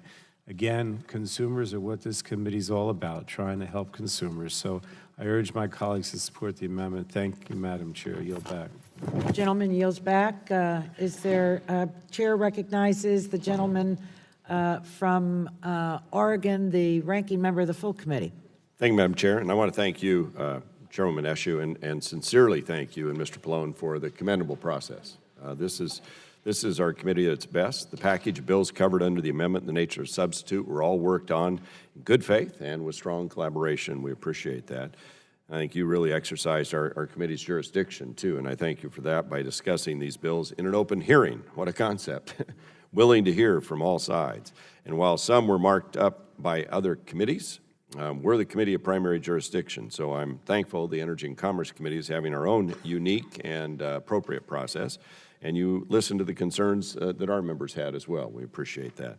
Bottom line, drug pricing remains of great concern to all Americans, and it's the #1 issue at the 35 town halls I've held across my district so far this year. We know that prices seem to continue to rise, and while there are numerous reasons, patients rely on these medications, and we need to make sure they have access to them. This committee has worked to address this challenge, but there's more work to do, and this subcommittee has built off a foundation that I believe we laid last Congress in this committee, which has made a difference. Today, the package of bills is focused around transparency, and the healthcare market could benefit from more transparency to empower consumers and ultimately open up more choices and competition. First, the bill would require drug manufacturers who increase their prices over a certain threshold to justify their reasoning for doing so. While price increases can happen for a lot of reasons, from failed clinical trials to research and development to research that doesn't pan out, with the federal government being such a major purchaser of drugs, having the information on cost drivers is important for context. Next, the bill would ensure that manufacturers are reporting their average sales price to the Medicare program. I think this is really important because when they don't, the program pays more, and that's just not right. We know savings will be realized from this policy. Now, I still think there are some improvements we can make to the language to guarantee our full intent is realized, and I look forward to continuing those discussions as well, Madam Chair. We also follow a recommendation by MedPAC allowing information currently being collected on samples provided to patients to be analyzed by certain parties. I had some concerns when we started about this process about decreasing the ability of physicians to provide patients with samples of drugs to help those who cannot afford their medication, but I believe the risk of that outcome now is much lower because of our collaborative work. On Schedule II drugs, such as hydrocodone or OxyContin, we ban the provision unless it is used for the treatment of addiction. This is already industry practice and just makes logical sense. We ask for more transparency in the rebates PBMs receive, while ensuring the data cannot be gamed to drive up costs. We also ask for a report delivered to the committee on PBM mergers, which is similar to a letter I sent last year to the Federal Trade Commission. And finally, we encourage the use of real-time benefits tools. This would allow the transparency many patients and providers want, allowing doctors to know which medications they can prescribe for the beneficiary at the lowest cost. As we work to shine a light on how drugs come to market and how they're priced, we need to realize the level of innovation we're seeing is unprecedented. And I believe any policies pursued by this committee must put the patient front and center, increase transparency, and protect the ability to develop cures for the next generation. So in closing, I want to end where I began, and that is, I hope we remain committed to this bipartisanship, to American innovation, because if we get it right, we can deliver on our promise to the American people so that patients benefit. The process to get us to this amendment in nature of a substitute meets that test. And is often the case in negotiation, compromises were made, but I believe we've struck the right balance in this package to proceed. So I want to thank the staff, particularly Jacqueline Boland and Sam Satchel with Mr. Pallone's staff for working diligently with our committee staff to get us here today. We appreciate your good work, and I'm encouraged by our work on this bill, and I strongly support the amendment. And I thank Chairwoman and the Chairman of the full committee for this process and urge our members to support the amendment in the nature of a substitute. I yield back. Thank the gentleman. He yields back. I want to recognize myself to strike the last word and speak on the amendment in the nature of a substitute. Last evening, which there are many evenings here during the week that I conduct telephone town hall meetings with my constituents, and last night was no different. We started about 10 o'clock Eastern time, but it's 7 o'clock at home. Thousands of constituents participate in it. Number one, it's convenient, and they get to ask me whatever they want, and you need to give them a direct answer. The very first question of a constituent last night was, what is the Congress doing on lowering drug prices? And I think that's a question that is presented to each one of them. They were gladdened when I told them, described to them what we were taking up today and what we have done so far in this Congress. So this legislation as amended is one part of the subcommittee's many efforts to lower drug prices. And I'm grateful to all of the members that have worked on this. With this amendment, the bill also includes provisions proposed by Mr. Doggett and Buchanan, and it requires manufacturers to report the average sales price, the ASP, of Medicare Part B, B as in boy, drugs. This essentially, the bill will make sure that Medicare is paying the right price for Medicare Part B drugs. And everyone wants the right price for drugs. So that's in the amendment. It also includes provisions that require PBMs to report the discounts they negotiate with drug manufacturers. When we had our drug chain hearing, members on both sides of the aisle really drilled down on, so there is a negotiation and there are savings. Who accrues the savings? So this will require the PBMs to report the discounts they negotiate with drug manufacturers, and it's going to help to ensure that the discount is passed down through the chain to patients, which I think is a top priority of members from both sides. So, and at the hearings, we learned that there were 3 PBMs that controlled the majority of the market, and those PBMs own large pharmacy chains and specialty pharmacies, which I think is a potential conflict of interest. So with this bill, the FTC is going to scrutinize the PBMs to ensure that there aren't any distortions of the market. So I obviously support the bill. I think it's good legislation. The amendment enhances the legislation, and I yield back. Are there any other members that would like to be recognized? Let's see, go to this side. Republican side? Seeing none, the chair recognizes the gentleman that has been on this, and it's why he lost his hair, Mr. Welch. That's how hard he's worked. That's what you have to remember. Reserving the right to object. Yeah. We'll have to get some Any other legislation going on hair growth. But with that, out of all due respect to Mr. Welch, you're recognized on a subject that he's worked very hard on for a long time. Madam Chair, thank you for that really wonderful introduction. I want to join in supporting my colleague. He's just reached perfection. This is good, and it's building on the work that this committee has been doing against pay for delay, the Fast Generics Act. Transparency is good for consumers, bad for pharma. Secrecy is good for pharma and bad for consumers. So this is a tool that is going to be helpful. But I do want to just keep the pressure on us in this committee that we've got to get to a place where we concretely bring down the price of drugs. And we have waiting for us at some point a decision to make about whether there's going to be price negotiation for all drugs, not just in the VA, whether there's going to be international reference pricing, something that President Trump has talked about, and could be an effective tool to bring down prices so that our consumers, our taxpayers, are not paying by far the highest prices in the entire world, even as we finance through the NIH and through some private investment, the research that's being done. So I strongly support this. It's a really good bill, and it's in addition to the steps we've taken. But let's not get too satisfied until we actually can get the price that our consumers pay much more in line with what consumers in Europe and in many other parts of the world pay. So I yield back and congratulate the authors of this legislation and thank the chair and the ranking member. Both for his comments and for his work. Are there any other members that would like to speak to the amendment?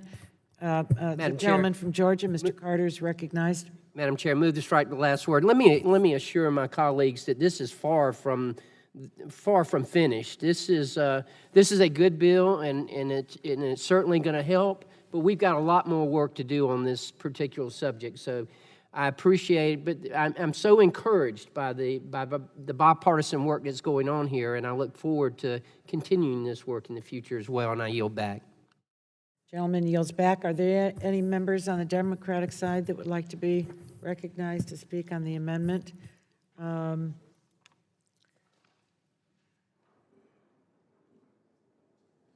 Since there, I don't think there are there?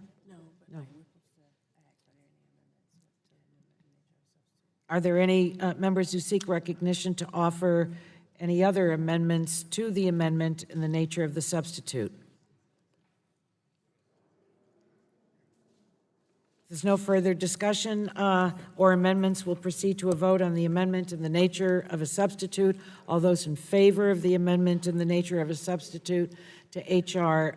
2296 will signify by saying aye. Aye.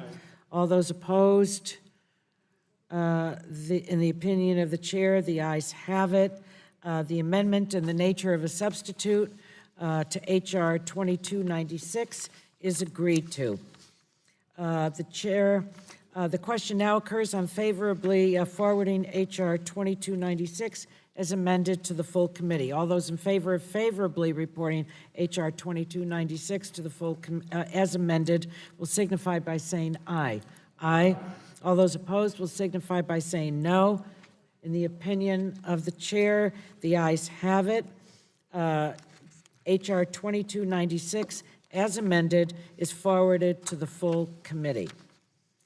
The chair now will begin consideration of the bills. The chair calls up H.R. 2328, the Chime Act of 2019, and the clerk will report the title of the bill.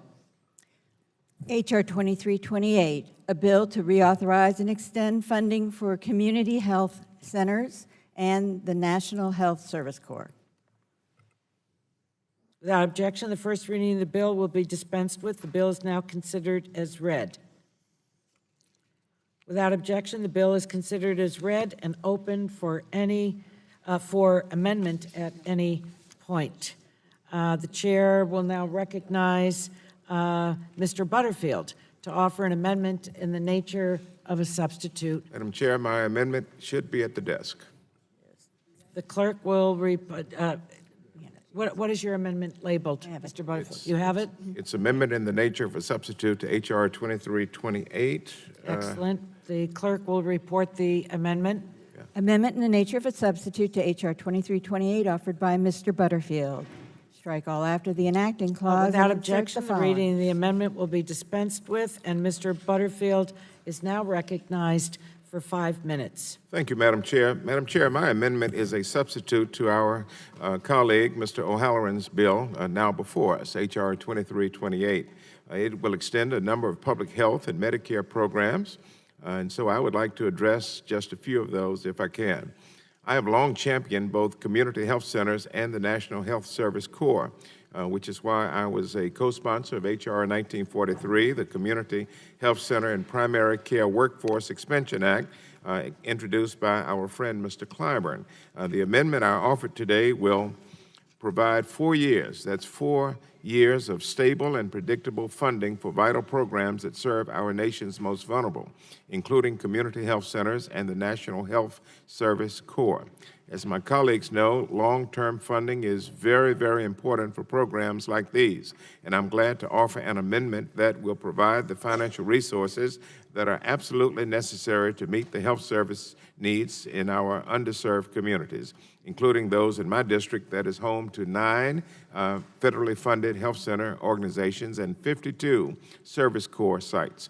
As I discussed in our hearing last month, 2 years ago, a federally qualified health center in my district lost out on recruiting a new doctor because the physician was concerned that the health service funding would not be renewed. Service Corps funding would not be renewed. This is a perfect example of why the long-term investments in these programs provided in my amendment are so critical. My amendment also provides extensions for many other important programs, but I would like to note how pleased I am that it provides 4 years of funding for the special diabetes program. I know many of my colleagues have an interest in that. Yesterday, I had the pleasure of meeting with a young lady from my district, Ella, who has type 1 diabetes. Ella reiterated to me and to my staff how important long-term and predictable funding is for special diabetes programs. And I'm proud that we are providing stable funding for this important program. My amendment provides long-term funding for programs that all of you care about deeply and are vital to our constituents. And so I urge my colleagues to support this amendment to ensure that these programs have long-term, predictable, and necessary funding. And as I close, Madam Chair, I want to say that I appreciate your leadership and the leadership of the ranking member of both the subcommittee and the full committee for your cooperation, and most importantly, for your bipartisanship in making it possible to pass these pieces of legislation today. I yield back. The gentleman yields back. We appreciate his wonderful comments. The chair recognizes Dr. Burgess for 5 minutes. Thank you. This package does include public health reauthorizations that are vital to every one of our communities, and I am supportive of the effort to reauthorize these programs for an additional 4 years. This also includes a 3-year reauthorization of the Independence at Home Demonstration Program, which was created in 2010 as a Center for Medicare and Medicaid Innovation Demonstration. This program provides home-based primary care to high-need Medicare beneficiaries with multiple chronic conditions, helping them to avoid unnecessary hospitalizations, emergency room visits, and nursing home admission. The purpose of the demonstration is to improve seniors' access to quality health care and to provide it in the comfort of their own homes, and to lower costs and improve quality along the way. I have introduced this program along with Debbie Dingell, most recently in H.R. 3644, which is included in this package. I look forward to continuing to work with Representative Dingell in allowing this demonstration project to proceed and to continue to collect positive data. The Medicare extenders included in this bill are each for 3 years, which will align the authorizations with those included in the Bipartisan Budget Act of 2018, putting them all on the same reauthorization cycle. I therefore urge all members of the subcommittee to vote in favor of this critical reauthorization package and the amendment offered by Mr. Butterfield. Would the gentleman yield? I'll be happy to yield to the... If I could just jump on your time a second here and just concur in everything that's been said by the committee. I'm really pleased we've got this longer extension on community health centers and special diabetes programs, and it's really important work, and I commend everybody on the committee getting this done. So I yield back to the chairman. The gentleman yields back. I'll recognize myself to strike the last word and to make some comments about the amendment and the nature of the substitute, which I thank Mr. Butterfield for making. I'm not going to repeat all the wonderful things that have been said about this, except to highlight something.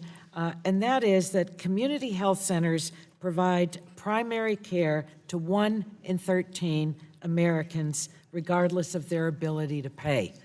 I think without these community health centers across the country, especially in the rural areas of our country, urban and what I call frontier communities, these communities would collapse in terms of having the health care that they need. And so much of it starts with the open door of primary care.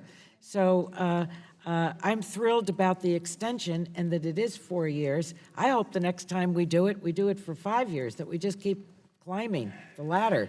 And the other programs that we're extending, whether it's diabetes or DISH, the Patient-Centered Outcomes Research Institute, and the strengthening of Medicare through stronger enrollment support for low-income beneficiaries, that's going to help a lot of people.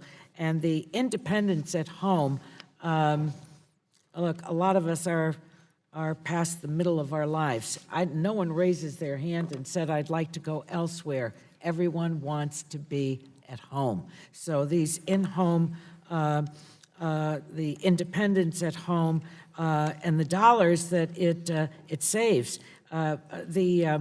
CMS recently analyzed the program and said that that it saves over $16.3 million, an average of $1,431 per patient. So it's not only designed right, the price tag is low. So I think it's a win-win across the board. And with that, I will yield back. Are there other members that would like to speak to? We're on this side now? Yes. The gentlewoman from Indiana. What? Is Mr. Bilirakis first? Yeah, he has more seniority. Yeah, I'm told you have more seniority. Is that why we sit up here? I like it, yeah. No, I don't have an amendment. The chair recognizes the gentleman from Florida, Mr. Bilirakis, for 5 minutes. Thank you, Madam Chair. I appreciate it. I'd first like to thank my colleague and co-chair of the Rare Disease Caucus, Representative Butterfield, for offering this amendment in the nature of a substitute. H.R. 2328, also known as the Reauthorizing and Extending America's Community Health Act, or the REACH Act. This bill reauthorizes several important public health programs, including community health centers, something very important to me and many of my constituents. My father, Congressman Mike Bilirakis, worked on this issue for many years. I'm very pleased to see a substantial reauthorization of this critical community lifeline. Community health centers have a proven track record of providing high-quality, cost-efficient health care to approximately 28 million Americans, predominantly from low-income and vulnerable backgrounds.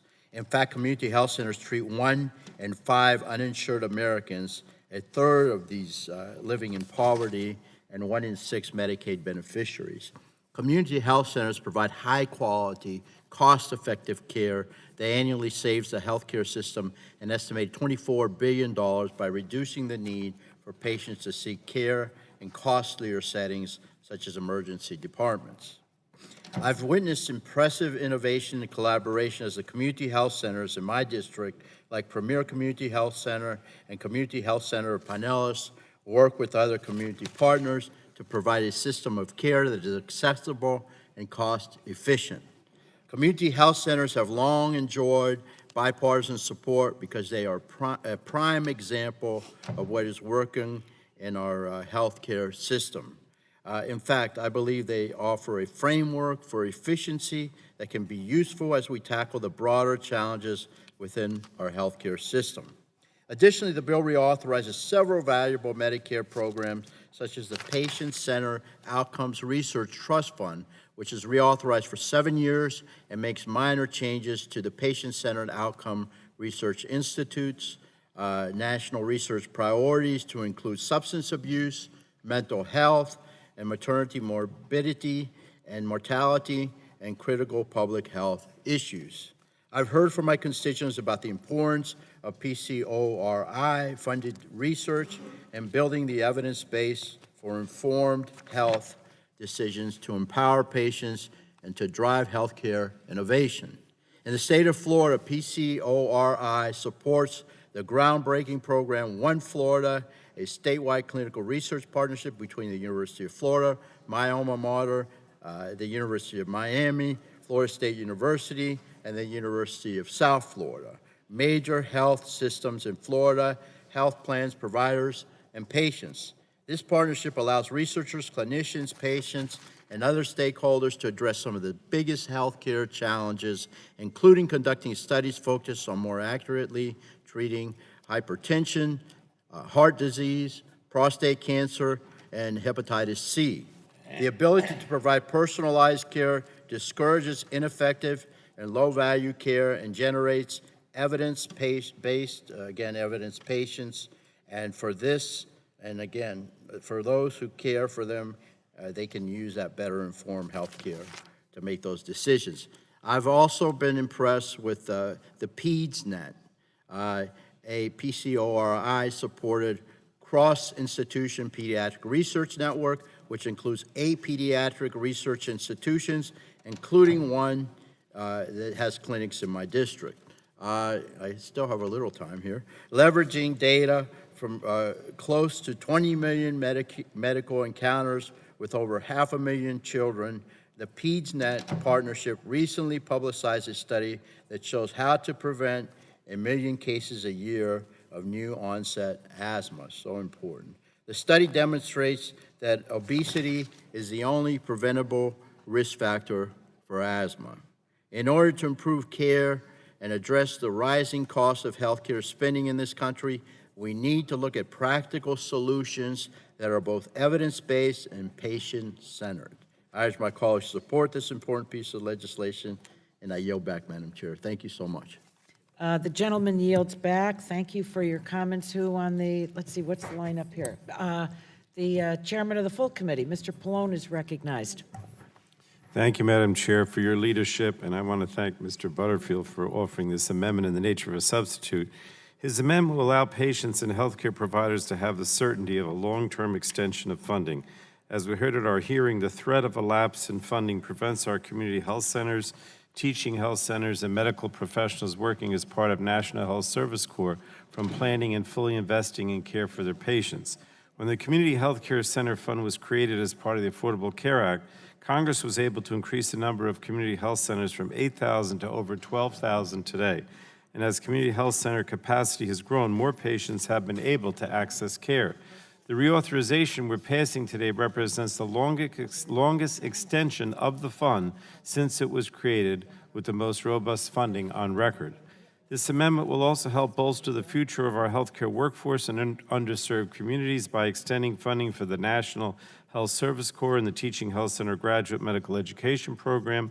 The National Health Service Corps program provides financial support to professional students and primary care providers who commit to serve in medically underserved communities in urban, rural, and tribal areas. The Teaching Health Center program has similarly increased training of primary care medical and dental residents in community-based settings, such as community health centers and rural health clinics, and physicians trained at teaching health centers are far more likely to practice in a medically underserved or rural community. In addition, this amendment extends family-to-family health information centers, which help children with medically complex cases, and the Special Diabetes Program, which provides important research and treatment funding for those with type 1 diabetes and members of the Native American community diagnosed with diabetes. So Mr. Butterfield's amendment extends funding for Medicare programs that improve access to quality care for low-income beneficiaries, including funding for enrollment outreach and funds to help low-income beneficiaries access prescription drugs through Medicare Part D. Additionally, the amendment continues the very successful Independence at Home Medicare Demonstration Program and the Patient-Centered Outcomes Research Institute. So all of these provisions put patients first and improve access to care, and I want to thank all our members for supporting. Thank you, Madam Chair. I yield back. The gentleman yields back. I just want to say to members, here's a little vitamin B shot. After we complete the work that we're doing on this with its amendment, we have 2 more bills to go, and I don't anticipate at this time that there are amendments to it. So hang in there. All right. Let's see. Dr. Bouchon? No?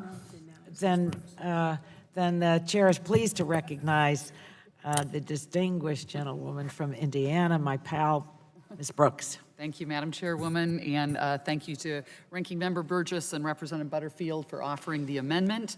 I'm so very pleased that we have come to this bipartisan agreement on H.R. 2328, in particular because it extends funding for community health centers for 4 years, far better than the 2 years previously authorized. And I also think it's critically important that we continue to show the American people that we want to provide that stability and security to community health centers. Just this week, I participated in a ribbon-cutting event in Indianapolis at a new Jane Pauley Community Health Center on the northeast side of Indianapolis. That's right, Jane Pauley, the CBS Sunday News morning anchor, has given her name and the level of importance to our community health centers in central Indiana, of which we have many. And so this award-winning television journalist very much believes in what the mission of community health centers is about. And this new beautiful facility, in a former grocery store, by the way, provides incredible opportunities for family medicine, pediatrics, behavioral health, OBGYN, and dental services. These critical services, both primary and preventative care to people who need it, would not otherwise be available and accessible. And in my district, in central to northern Indiana, more than 80,000 Hoosiers rely on community health centers to access needed care. Right now, we know that if they get this quality, affordable, convenient health care, it puts patients and our neighbors, quite frankly, in a better position to find and keep good jobs, to make sure their children get that stronger start in life, and to prevent chronic and debilitating illnesses. As rates of diabetes and heart disease continue to rise, and while we still know that we've not overcome the heroin opioid epidemic, the work of these centers is even more critical to the continued health and wellness of Hoosiers and Americans. And speaking of diabetes, I'm especially pleased that also this bill includes reauthorization of the special diabetes program for 4 years. I must say that I, too, had a constituent and a young woman named Ella Hudzamir from Fishers, Indiana, who visited me yesterday, an 11-year-old who lives with type 1 diabetes. And she shared with me as part of the JDRF Children's Congress that diabetes research has changed her life dramatically. She was diagnosed at age 4. At that time, she and her parents were pricking her fingers 10 to 15 times a day to carefully manage her disease. And now, because of the investments in the special diabetes program, she no longer has to prick her fingers. She has those 2 very special small machines taped to her arms, one that monitors her glucose and one that administers her insulin. And this type of innovation is what's so critical to allow Ella to live a much more normal life. And so Ella Odsmere and all of the other young people who came in to talk with us about the special diabetes program, we thank them. And we also want, and I want to show them, and I'm so appreciative that in this bipartisan way, we are helping the innovators pave the way, and with eventually, we will find a cure for this very, very difficult chronic disease. With that, I will yield back the balance of my time, and I thank everyone for coming to agreement on this critical bill. Thank the gentlewoman, and she yields back. The chair Mr. Welch. Did you want to speak? The chair recognizes the gentleman from Vermont, Mr. Welch, for 5 minutes. Thank you. I appreciate the amendment of Mr. Butterfield. All of us are very concerned about the well-being of the community health centers. We have 11 in Vermont, 68 sites throughout the state. They provide vital access there, as they do elsewhere, to low-income Vermonters. They serve 172,000 Vermonters, and that is with services from primary care to dental care to substance abuse treatment. So this is tremendous to provide stable funding. That means everyone can count on those funds and plan accordingly. I do want to raise a question for the consideration of the committee between now and the full committee, and that is the $4 billion annual authorization.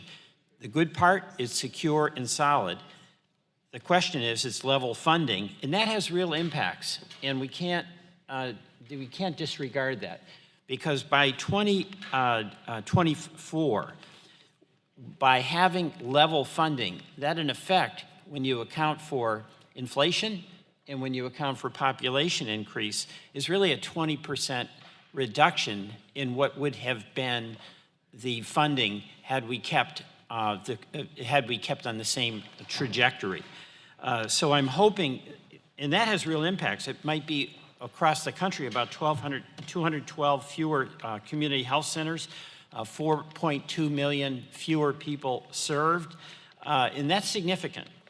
So my hope is that we can work together with the Chairman Pallone and Chairwoman Eshoo and Ranking Members Burgess and Walden to find a way forward to increase that funding so that it really is level, adjusted for inflation and adjusted for population increases, because that means that the same level of services they're providing now, they'll be able to provide The gentleman yield. in 2024. I will yield, yes. I appreciate your words, Mr. Welch, and this is identically my concern as well. But in the spirit of bipartisanship and trying to get this legislation to the full committee, I think we ought to agree to full flat funding right now at $4 billion, and as it goes along, maybe we can plus it up some. Well, so thank you for your words. I agree with you. Yeah, and I appreciate you saying that, and I do intend to support this, and I really appreciate your work and leadership on this. But it's also important for the committee to acknowledge that level funding does have consequences on delivery of services. I yield back. The gentleman yields back. Anyone on the Republican side? Democratic side? The chair is pleased to recognize Dr. Ruiz of California for his 5 minutes. Thank you, Chairwoman. Thank you for including the extension of the Teaching Health Center program in this amendment today. I would like to thank my colleague, Congresswoman McMorris Rodgers, for introducing the Training the Next Generation of Primary Care Doctors Act with me and working to extend and expand this critical program. The Teaching Health Center program is a critical component to addressing our physician shortage. Research that I conducted before I came to Congress showed that in my region, in Southern California, Eastern Riverside County, there was only one doctor for every 9,000 residents, 3 times the recommended ratio. This means far too many patients cannot get in to see their doctor or don't live in an area with enough primary care physicians. Research also shows that when physicians train in underserved areas, they are more likely to stay or practice in underserved areas. Additionally, when they train in rural communities and see the specific and unique health needs facing underserved areas, they are better equipped to serve in those areas. That's why the Teaching Health Center Graduate Medical Education Program was created, to directly train primary and dental care residents directly in community health centers where they're needed the most. It helped create an infrastructure to house residents in the places where they are needed and encourage them to return to serve there. And it has been successful, creating more than 700 residency slots in nearly 60 health center programs. 2017 data collected by the American Association of Teaching Health Centers shows that 82% of THC graduates remain in primary care practice, compared to only 23% of traditional GME graduates. 55% of THC graduates practice in underserved communities, compared to only 26% of traditional GME graduates. 20% of THC graduates practice in rural America, compared to only 8% of traditional GME graduates. I know that stable funding is important for the function and planning of these programs. So I'm thankful for the members of this committee on both sides who understand the importance of this program and included funding for twice as long as our last reauthorization.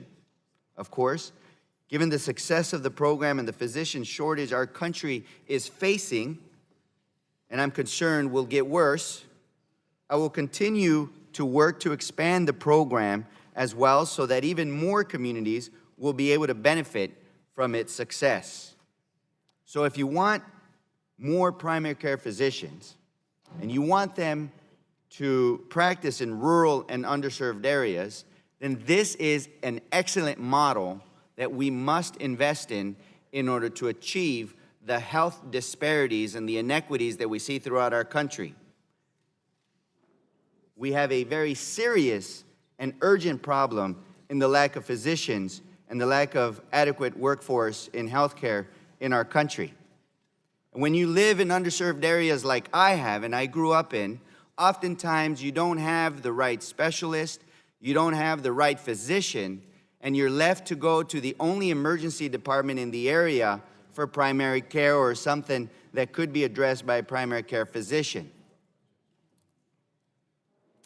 That adds to the pain, to the suffering that our patients, our family members, and our communities face day in and day out, in particularly in underserved and rural communities. We must do more to expand GME in our country and redistribute with incentives so that they practice in areas where they are needed the most. If we don't do that, we can create all the access that you want. We can expand all the insurance programs that you want, which I am fully in favor for.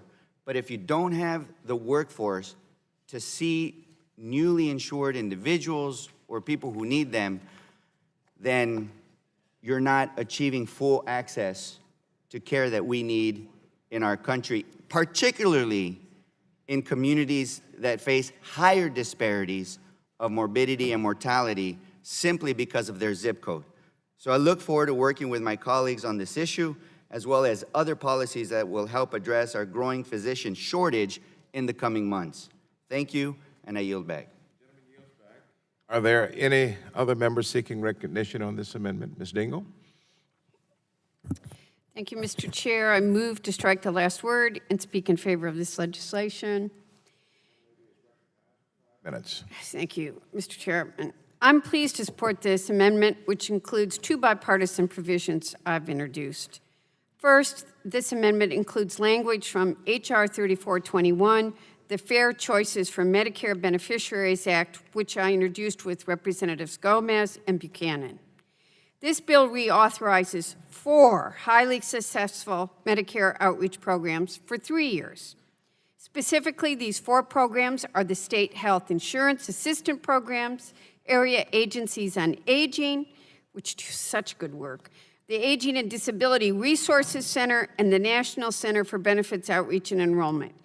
Each of these programs helps to strengthen Medicare and ensure it works for everyone, and they're all so important to seniors. In addition, this amendment includes language from H.R. 3644, the Independence at Home Demonstration Act, which I introduced with Ranking Member Burgess, and I'm very honored to work with him on many different bills.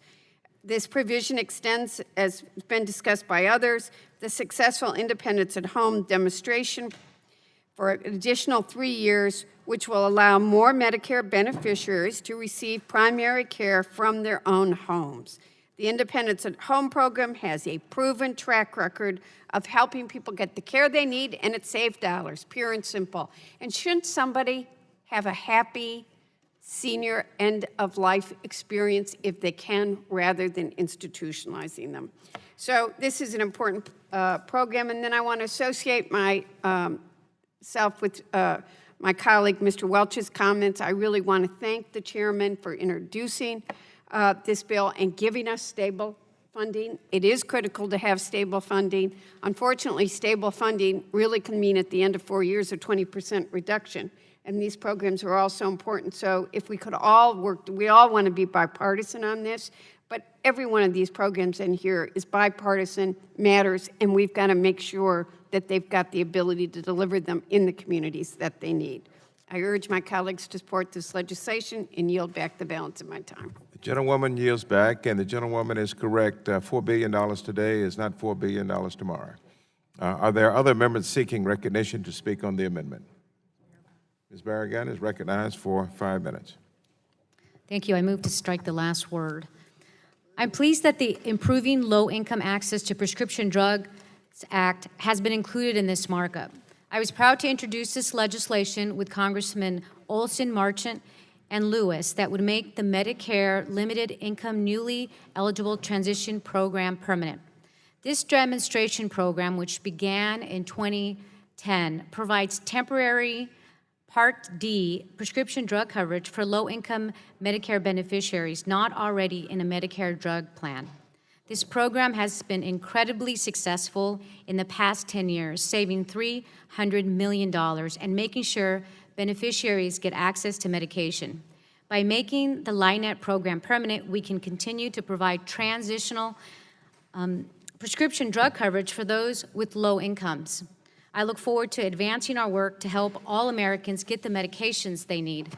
I also want to take a moment to offer my support for reauthorizing the Patient-Centered Outcomes Research Institute and the PCOR Trust Fund. As we heard during last month's extenders hearing, PCOR's clinical comparative effectiveness research empowers patients, clinicians, and families to make more informed decisions about their own health care.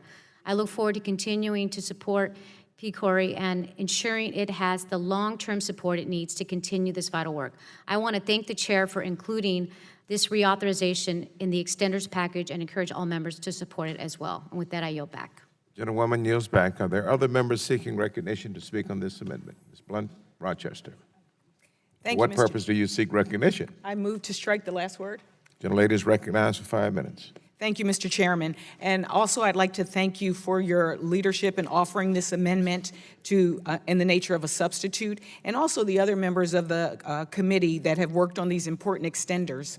As Marian Wright Edelman, the founder of the Children's Defense Fund, once said, "The best contraceptives are hope and a sense of a positive future."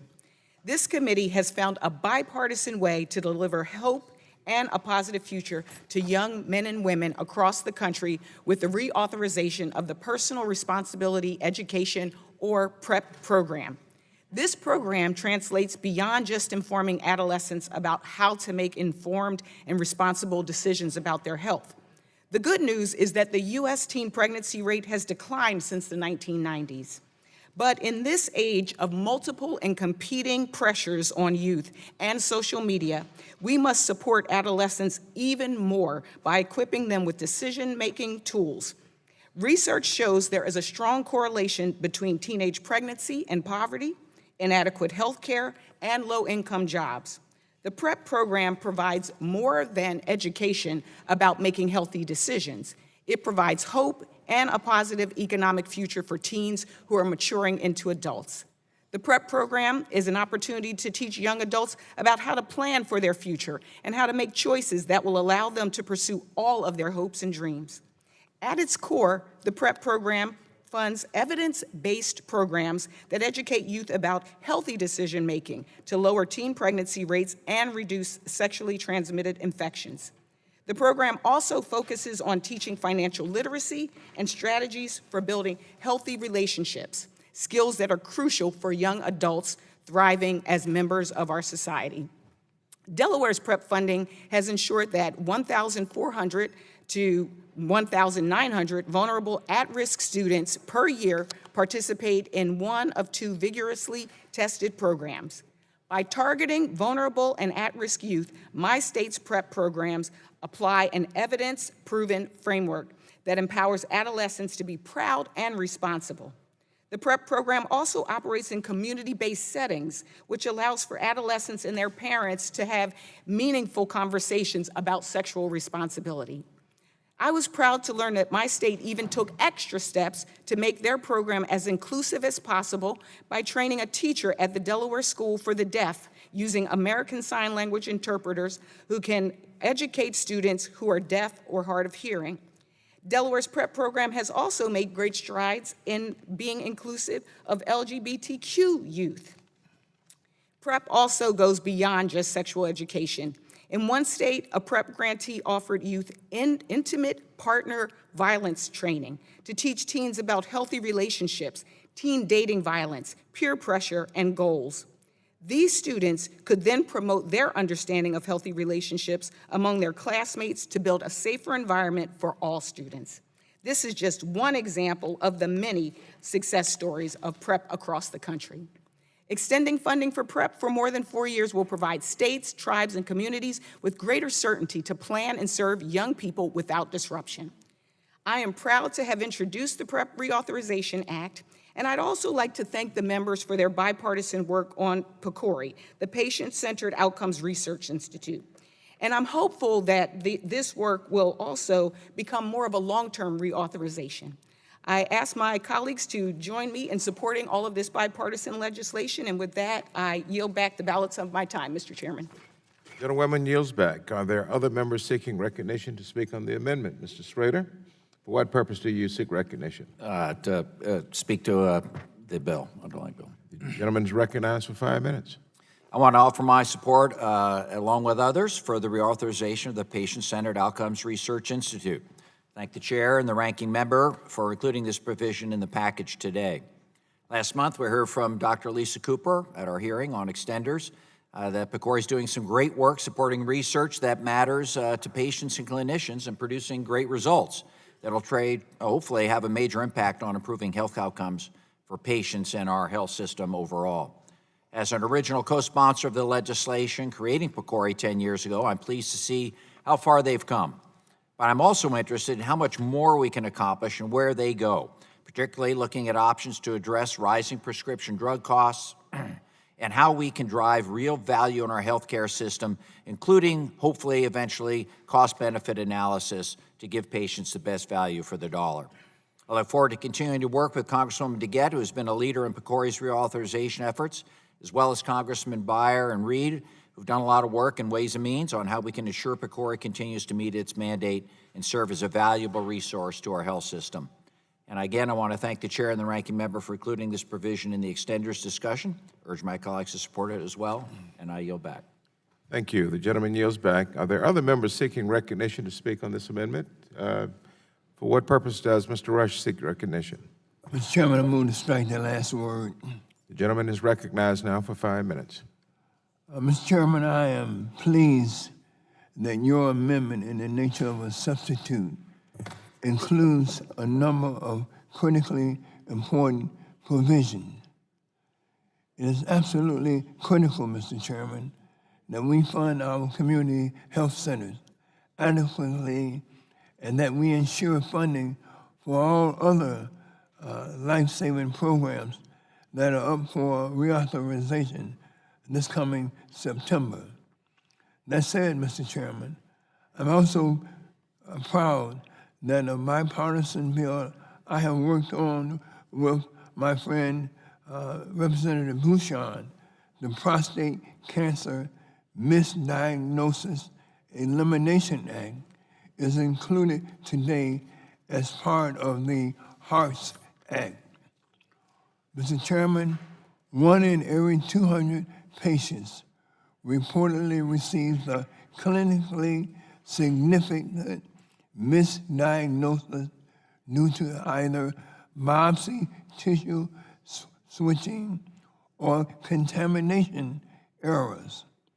These errant diagnoses can lead to radiation and other unnecessary treatments for otherwise healthy patients, as well as the postponement of treatment and subsequent worse health outcomes for patients with cancer who do not even know that they are sick.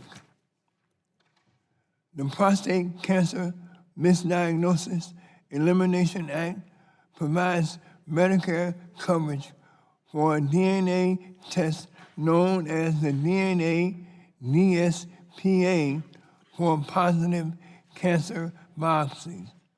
This legislation will ensure that if a biopsy is mixed up, the healthy individual does not receive unnecessary treatment and the sick individual is appropriately and immediately identified.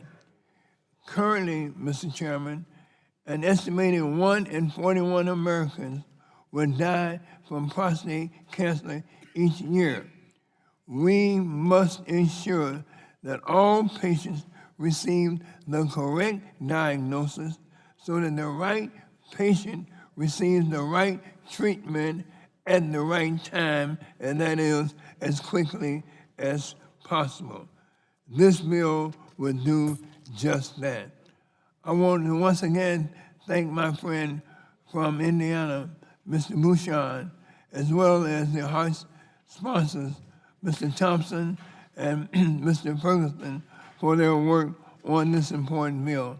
I want to also thank the chairman, Mr. Pallone, the chairman of the Health Subcommittee, and all the other important individuals for their work on this particular bill. And I urge my colleagues to support the amendment in the nature of a substitute, and I yield back the balance of my time. Thank the gentleman. Is there anyone on the Republican side? Dr. Bouchard is recognized for 5 minutes. Yeah, move to strike the last word. I just want to associate myself with Mr. Rush's comments on the prostate legislation and look forward to getting that signed into law. I yield back. Thank the gentleman. Is there anyone on the Democratic side? Mr. What? I'm sorry. I have the amendment. Yes. Okay. We're still on this. Hopefully we're done. Are there going once, going twice, going 3 times? I don't see any other members who seek recognition to offer an amendment to the amendment. So who does? Mr. Kennedy. Yes. For what purpose does the gentleman seek recognition? Madam Chair, I have an amendment to the amendment. What is your amendment labeled? Yes, it's SC AMD 01. Excellent. The clerk will report the amendment, please. Amendment to the amendment in the nature of a substitute to H.R. 2328 offered by Mr. Kennedy of Massachusetts. Page 25 after line 7. Without insert. objection, the reading of the amendment will be dispensed with. And the gentleman from Massachusetts recognized for 5 minutes to speak to his amendment. Thank you, Madam Chair. I will not take all 5 minutes, I promise. I have a bipartisan amendment along with Mr. Engel, and I want to thank him specifically for his leadership and work that he put into making this amendment happen, along with Mr. Hudson and Mr. Long. And I want to thank Mr. Olson as well for the work that he put into the legislation. I'm proud to be offering an amendment to the amendment in the nature of the substitute to eliminate the DISH cuts for fiscal year 2020 and 2021 and to lower the reduction from $8 billion to $4 billion in 2022. If the cuts go forward, it could mean a loss of over $315 million for Massachusetts. And this bipartisan amendment will ensure that disproportionate share hospitals can continue to serve low-income patients nationwide. Their work is a critical part of our healthcare system, and I urge my colleagues to support the amendment, and I yield back. The gentleman yields back. The gentleman from North Carolina, Mr. Hudson, is recognized for 5 minutes. Thank you, Madam Chair. First, I'd like to thank my friend, Mr. Kennedy, for working with me on this amendment that is so critical to North Carolina's hospitals. I'd also like to recognize the lion of DISH cuts, Mr. Pete Olson of Texas, for his dedication to solving this problem. This amendment would delay the DISH cuts by another 2 years. The DISH cuts were implemented through the Affordable Care Act to offset the cost of Medicaid expansion. North Carolina did not expand Medicaid, and therefore these cuts have loomed over our hospitals as a threat of even lower reimbursements without the carrot meant to replace them. This amendment also includes reporting requirements for hospitals to provide more data on how supplemental payments are used and a GAO study on options to update the outdated formula. Our hope is through all these tools, we're giving hospitals the opportunity to work with us on finding solutions to the DISH cuts and think through options for improving the DISH formula. I want to thank my colleagues, again, Mr. Kennedy, Mr. Engel, Mr. Olson, and Mr. Long for their work on this important amendment, and I encourage all my colleagues to support it. Madam Chair, I yield back. The gentleman yields back. Are there any other members that would like to speak to the Kennedy amendment? The gentleman from Vermont, Mr. Welch, is recognized for 5 minutes. Well, I strongly support it and thank all who have been involved in this. And it's an interesting group of us who all are concerned about access to health care, particularly in rural America. Those small hospitals in particular are under enormous pressure, and those local institutions are really, really critical to the well-being of a rural America that is under siege. So I applaud my colleagues who took the lead in giving relief to our hospitals so that they have a chance to fight another day. I yield back. The The gentleman yields back. Is there anyone else on the Republican side that would like to speak? Okay. On the Democratic side, any members that would like to speak to the amendment? There's no further debate. We'll proceed to a vote on the amendment. All those in favor of the amendment signify by saying aye. Aye. All those opposed will signify by saying no. In the opinion of the chair, the ayes have it. The amendment is agreed to. Are there further amendments to the amendment in the nature of a substitute?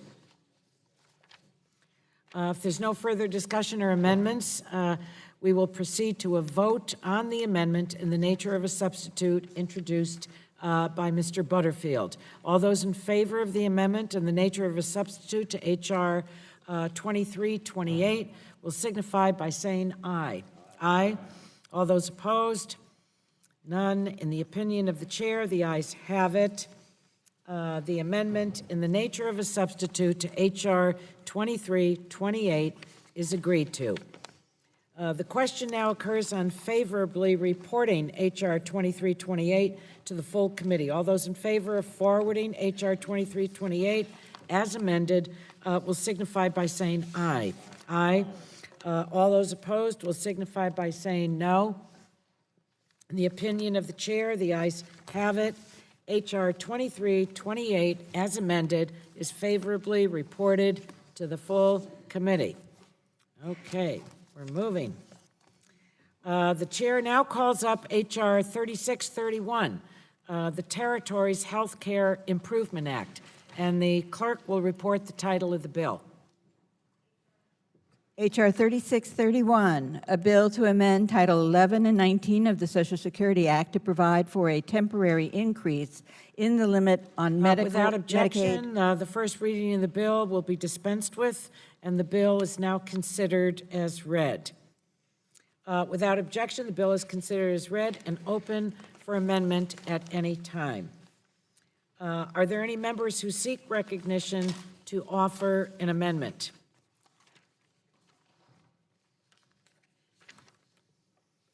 Seeing none, the question now occurs on favorably forwarding H.R. 3631.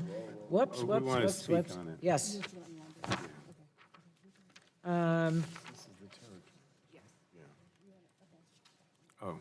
The chair is happy to recognize the chairman of the full committee, Mr. Pallone, for 5 minutes.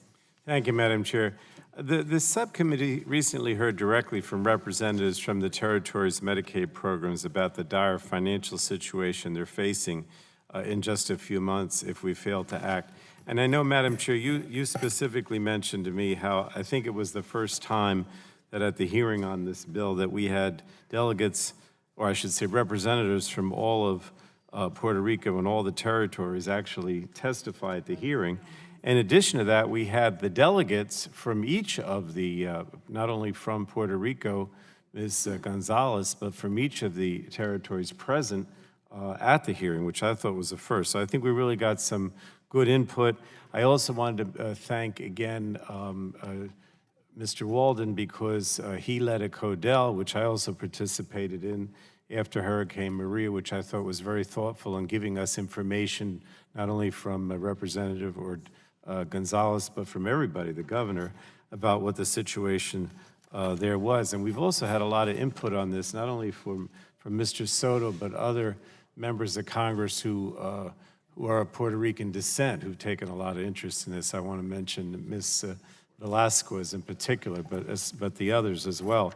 So, I mean, we all know that the territory's Medicaid program doesn't operate like state programs. They receive a capped amount of federal dollars every year, and any Medicaid costs over the cap are paid for with only territory dollars. And that's an incredible burden under normal circumstances and absolutely devastating during an economic downturn or a natural disaster like Maria, when spending on Medicaid typically increases. So this legislation would provide the territories with several years of increased federal funding and increased matching rate.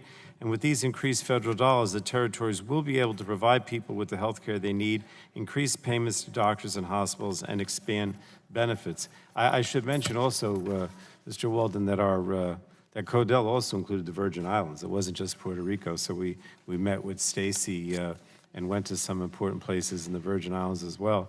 But this bill makes important program integrity improvements in each of the territories by holding the territories to the same standards that we hold state Medicaid programs. The bill will help ensure that federal Medicaid funds are serving their intended purpose of providing health care to the people who need it. So I did want to thank in particular Representative Soto and Bill Aracas for their leadership on this important legislation. I think the proposal they put together is a thoughtful, reasonable approach to address the Medicaid cliff in the territories. And again, all of us, I think, are putting, we still want to come up with a permanent solution, but we're talking 4 to 6 years here, depending on whether it's Puerto Rico or the territories. And, I'm very proud of the fact that even though we're not doing a permanent solution today, we're certainly doing a long-term solution that makes a big difference. So thank you, Madam Chair, and I yield back. The gentleman yields back. The chair recognizes the ranking member of the full committee, the gentleman from Oregon, Mr. Walden, for 5 minutes. Thank you, Chair. I appreciate that, and I'm thankful to you and to Chairman Perlone for partnership and willingness to work together to put forward a bold package that will ensure the territories' Medicaid programs are adequately funded and that these programs will have program integrity measures in place. This heightened accountability is critically important to ensure these dollars actually go to the people who need them most. However, given the news yesterday out of Puerto Rico, we will also need additional program integrity measures in place before we advance this bill out of full committee. I'm committed to that work, and I look forward to working with the majority on what steps we can put in place to stop these types of fraudulent activities that are alleged from happening again. And I would yield. Gentleman yield. Gentleman from New Jersey. Representative Walden, the news from Puerto Rico yesterday regarding the alleged misconduct of individuals responsible for overseeing the Medicaid program is obviously very troubling, and I know that we both take very seriously our role in overseeing the Medicaid program and ensuring that federal Medicaid dollars serve their intended purpose of improving health care for beneficiaries. While the allegations are serious, I want to be clear that there's no indication that Medicaid beneficiaries in Puerto Rico did anything wrong. In fact, if the allegations are true, the beneficiaries are among the victims. Right. So we can't lose sight of the fact that unless we act, there will be a massive shortfall of federal funds for the Puerto Rico Medicaid program that would be devastating to the people who live there. And this news, as you know, broke yesterday, and we're still learning the details of the allegations. There wasn't time for us to address the issues raised by these allegations in the underlying bill.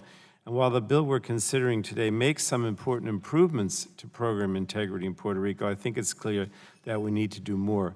So I just wanted to say, given the gravity of the situation facing Puerto Rico, if we fail to provide additional federal funds, but also the seriousness of these recent allegations, it's my hope that we can work together to achieve a bipartisan consensus that provides these much-needed funds, but also ensures the rigorous program integrity and oversight necessary to ensure that federal funding is used to improve health care for Medicaid beneficiaries. Can I just say, are you willing to commit to working with us to provide these increased funds and also further strengthen program integrity in the island? I thank the chairman for his commitment to add more program integrity measures to ensure that this type of fraudulent activity is prevented from happening again. What I frankly find so frustrating about this is exactly what you said, Mr. Chairman. This type of fraud only hurts the Medicaid beneficiaries, the people who rely on this program. So we know the funding cliff for Puerto Rico. We dealt with this matter in the last Congress. We need to deal with it in this Congress. And we know the problem from all the territories is real, which is why we came together to agree to this bill we're discussing today. We are committed to that work and look forward to working together on the funding or additional program integrity measures to ensure that the people who rely on these programs get the care they need and deserve. So we look forward to working with you as this bill advances. It's the last thing the people of Puerto Rico needed to have happen, and yet we have an obligation, the American taxpayers, as we both take seriously. So with that, Madam Chair, I'd yield back the balance of my time. The gentleman yields back, and I want to associate myself with what Mr. Pallone said about not hurting the people that are Medicaid recipients. We all have to keep that in front of us, and I want to recognize myself to strike the last word, speak on the underlying bill. I think that for too long, the territories have really struggled with inadequate federal funding for their Medicaid programs because of the federal law caps their funding. I know that there's a real history to this. As close as I've gotten to some of the history is that it was capped in 1984. I don't know what the reason was. I think a tax bill was going through the Congress, and as typical of the Congress, they're always looking to find money. And so it was capped. And the territories receive a fixed federal Medicaid match that's lower than the rate that they would receive if they lived in one of the states, one of the 50 states. And because of these restrictions, the territories routinely run out of Medicaid funds. Now, we heard all the testimony, and it was excellent. And I want to salute the members that have really worked hard on this. Mr. Soto is going to speak to it. When I think of Puerto Rico, I think of Nydia Velasquez, as she always takes to the floor. We wouldn't be taking up the Puerto Rico part of this if she was in opposition. I can tell you that. She'd be rolling over all of us. So she's as tough and as good as they come. So I think that the underlying legislation is marked by two things. First of all, the recognition by Congress that we need to do something about it, A. B, that there's a reauthorization for 4 years and for 6 years. The delegates weighed in. They were here with us when we had the hearing. They've met with members of the committee on both sides of the aisle. And I think that this longer-term fix is going to give the territories what they need the most. And what businesses always ask for, stability and certainty. Stability and certainty. So I think that, as I said to Mr. Pallone earlier this morning, I believe that we're going to have to work on a permanent fix relative to this. But I think today these are really steps in the right direction. The territory shouldn't have an arbitrary cap. It just is, you know what? It's discriminatory. That's what it is. There's a real bias here. If you live in the states, this is what you get. You go to the territories, this is what you get. So I'm glad that we're doing this. I'm pleased that it's bipartisan. I want to salute all the members, the delegates especially, certainly Mr. Soto and others for the work that's done. And let's keep this thing on track and keep it moving, because human beings are depending upon it, and in areas that were ravaged by horrible, horrible storms. So they're more than in a one-down position, and the Congress has to, we're recognizing that. So with that, I yield back my time. Is there anyone on the Republican side that would like to, Mr. Bilirakis? You're recognized for 5 minutes, 5 minutes or less. I'll try to do Okay. it less. I'll try to do it as fast as I can, Madam Chair. Thank you. I'd like to strike the last word. I'd like to thank my colleague and co-league on this critical bill, Representative Soto, for the bipartisan way in which this bill has been brought to this committee. And yeah, this is how this committee works, Madam Chair, and I appreciate your leadership and the ranking member's leadership. While yesterday's unfortunate news regarding malfeasance in Puerto Rico underscores the need for strong program integrity measures, we all agree with that, it's also important to note that the biggest victims of this, the American citizens of Puerto Rico, for whom the money and resultant health care was stolen. And what a shame. We'll get to the bottom of it, Madam Chair. These American victims should be held harmless, and we should redouble our efforts to put proper safeguards in place so this malfeasance doesn't happen again. I commend FBI Director Wray and federal authorities for their swift action and look forward to equally swift justice. And as an aside, I look forward to my good friend and constituent, Stephen Muldrow, who was recently nominated by the White House.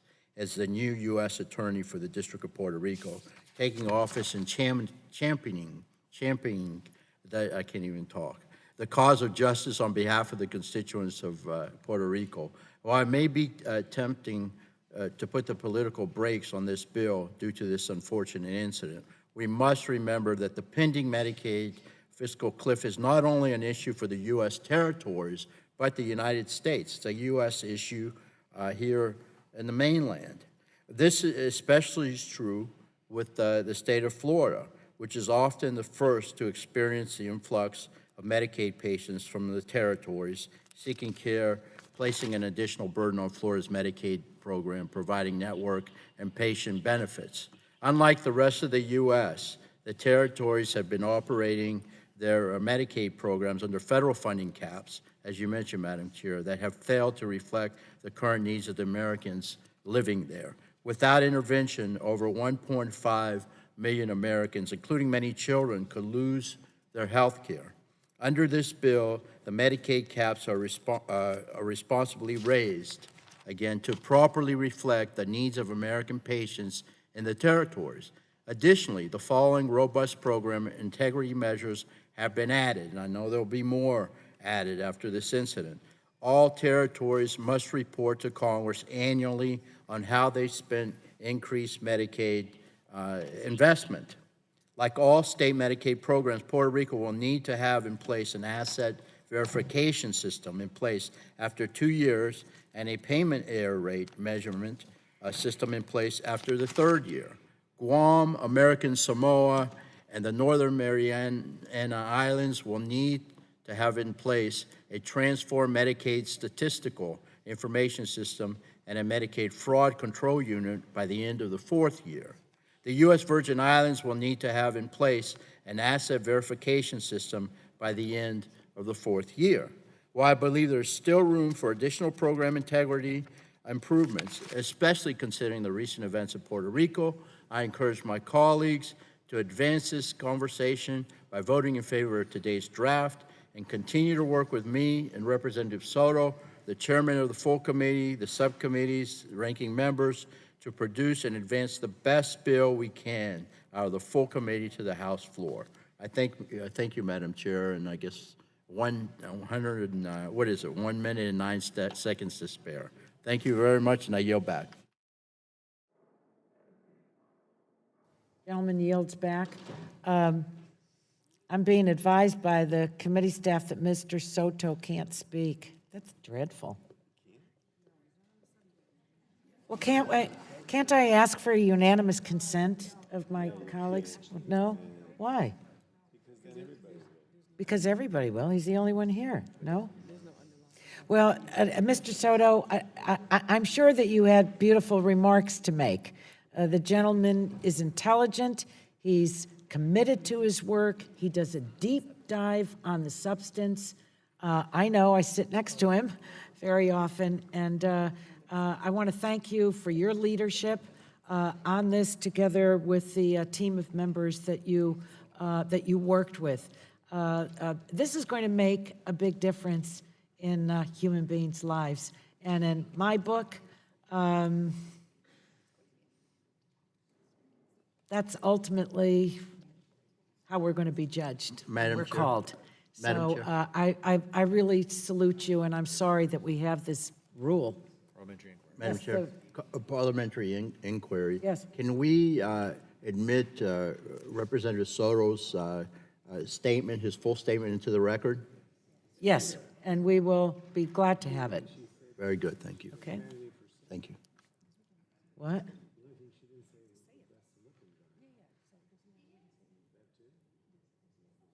I'm listening to the chatter at this end. It's interesting and it's complimentary. But thank you, Mr. Soto. Please place your statement in the record. Thank you for spending so much time with us here this morning. Is there any, and this afternoon, is there anyone from either side that wishes to speak to the legislation? If not, the question now occurs on favorably forwarding H.R. 3631 to the full committee. All those in favor of forwarding H.R. 3631 to the full committee will signify by saying aye. Aye. All those opposed will signify by saying no. In the opinion of the chair, the ayes have it. H.R. 3631 is forwarded to the full committee. The chair now calls up H.R. 3633, the No Surprises Act. Let's see, so who has the, are there any amendments? No. There are no amendments to this. The clerk, will report the title of the bill. Thank you. H.R. 3630, a bill to amend Title 27 of the Public Health Service Act to protect health care consumers from surprise billing practices and for other purposes. Without objection, the first reading of the bill will be dispensed with, and the bill is now considered as read. Without objection, the bill is considered as read and open for amendment at any point. Are there any members who seek recognition to offer an amendment? No amendments? For what, well, do you have an amendment? No, I don't think there were All any, right. Madam Chair. All right. Since we don't have any, then the chair will recognize the chairman of the full committee for his statement on the underlying bill. Thank you. Every day we hear news stories about American families being devastated financially and put through the tremendous emotional toll of surprise medical bills. Kaiser Health News even has a series highlighting these shocking bills. This month's Bill of the Month involves a woman by the name of Liv Cannon from Austin, Texas, who received a bill for more than $94,000 for out-of-network neural monitoring services she received while getting spinal surgery. She received this absurd surprise bill despite having selected an in-network surgeon and an in-network facility. And this story and the many others like it highlight a clear market failure. It's obvious that the private sector is not going to fix this problem on its own, and that Congress needs to step in and provide relief to consumers. Fortunately, today we're taking decisive action. Ranking Member Walden and I have worked together to craft a common-sense, bipartisan solution to protect patients from the unreasonable and unacceptable practice of surprise billing. And our legislation would ensure that consumers with all types of private insurance are protected and held harmless from surprise bills. It does this by ensuring that an individual's cost sharing for out-of-network care is limited to what the individual would have paid if the services were provided by an in-network provider. This would ensure that patients are no longer penalized by the provider and the insurer's failure to contract. And I think it's only fair, after all, that this is not the fault of the patient. Providers would no longer be able to balance bill patients for out-of-network emergency services or for scheduled services from providers the patient was not aware would be involved in their treatment. The bill resolves the payment dispute between the provider and the insurer by requiring the insurance company to pay at minimum the median in-network rate for that service in that geographic area. And this would create a predictable, transparent means of resolving these disputes between providers and insurers who have failed to contract. It would also place little to no administrative burden on states, the federal government, or the parties like employers involved in the dispute. The bill also sets the median in-network amount based on 2019 rates and increases that amount with inflation. We incorporated this change to address concerns by providers that there would be downward pressure on rates. We believe this change will give providers more certainty going forward. I think, Madam Chair, this is a good bill that has been made better thanks to the constructive feedback we received from stakeholders since we released our discussion draft back in May. For example, the introduced bill would add surprise billing protections for post-stabilization services and for situations when a patient does not have the option of an in-network provider. It would also require the insurers to do a better job of keeping their provider directories up to date so that consumers can make informed decisions. Unfortunately, not all stakeholders have been as constructive as I would have expected, considering the transparent process that has been laid out. And I've said many times that any viable solution to surprise billing can't result in rising health care costs. Any policy that involves bill charges is not an appropriate solution to surprise billing.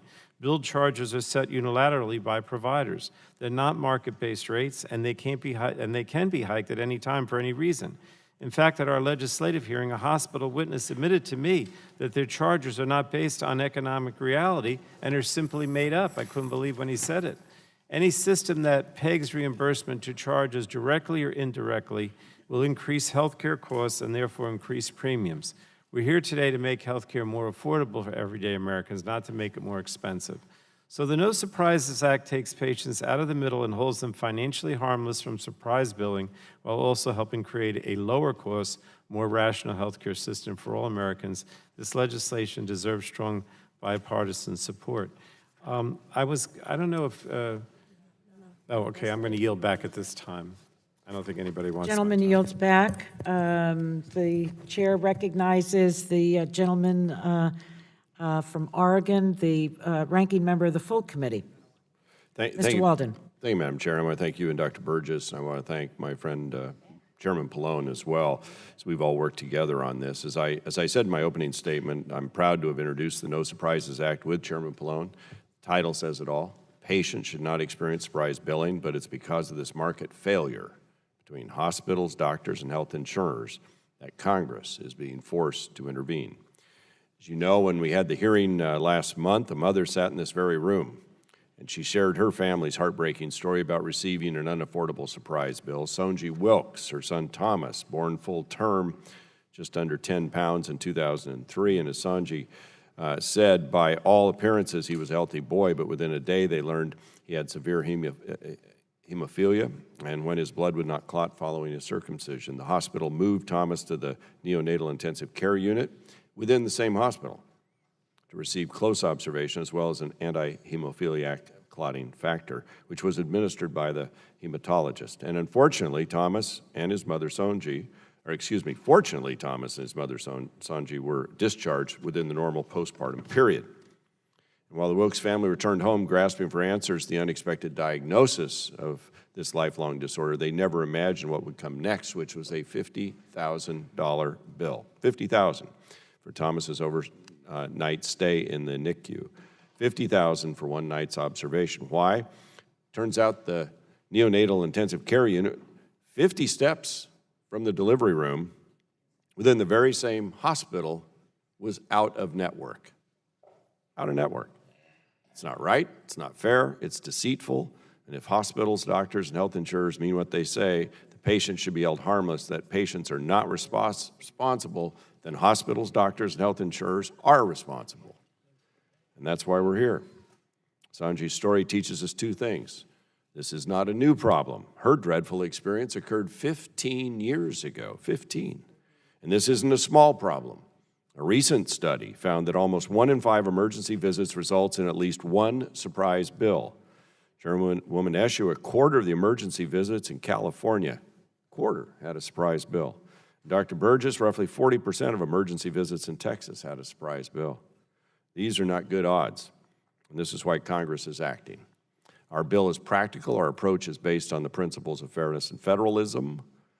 Here's what it does. Prohibits surprise medical bills. It holds patients harmless. It increases transparency. It empowers patient choice, and it makes a market-based approach dependent upon the location and type of care provided and indexed to provide certainty and prevent gaming of the system.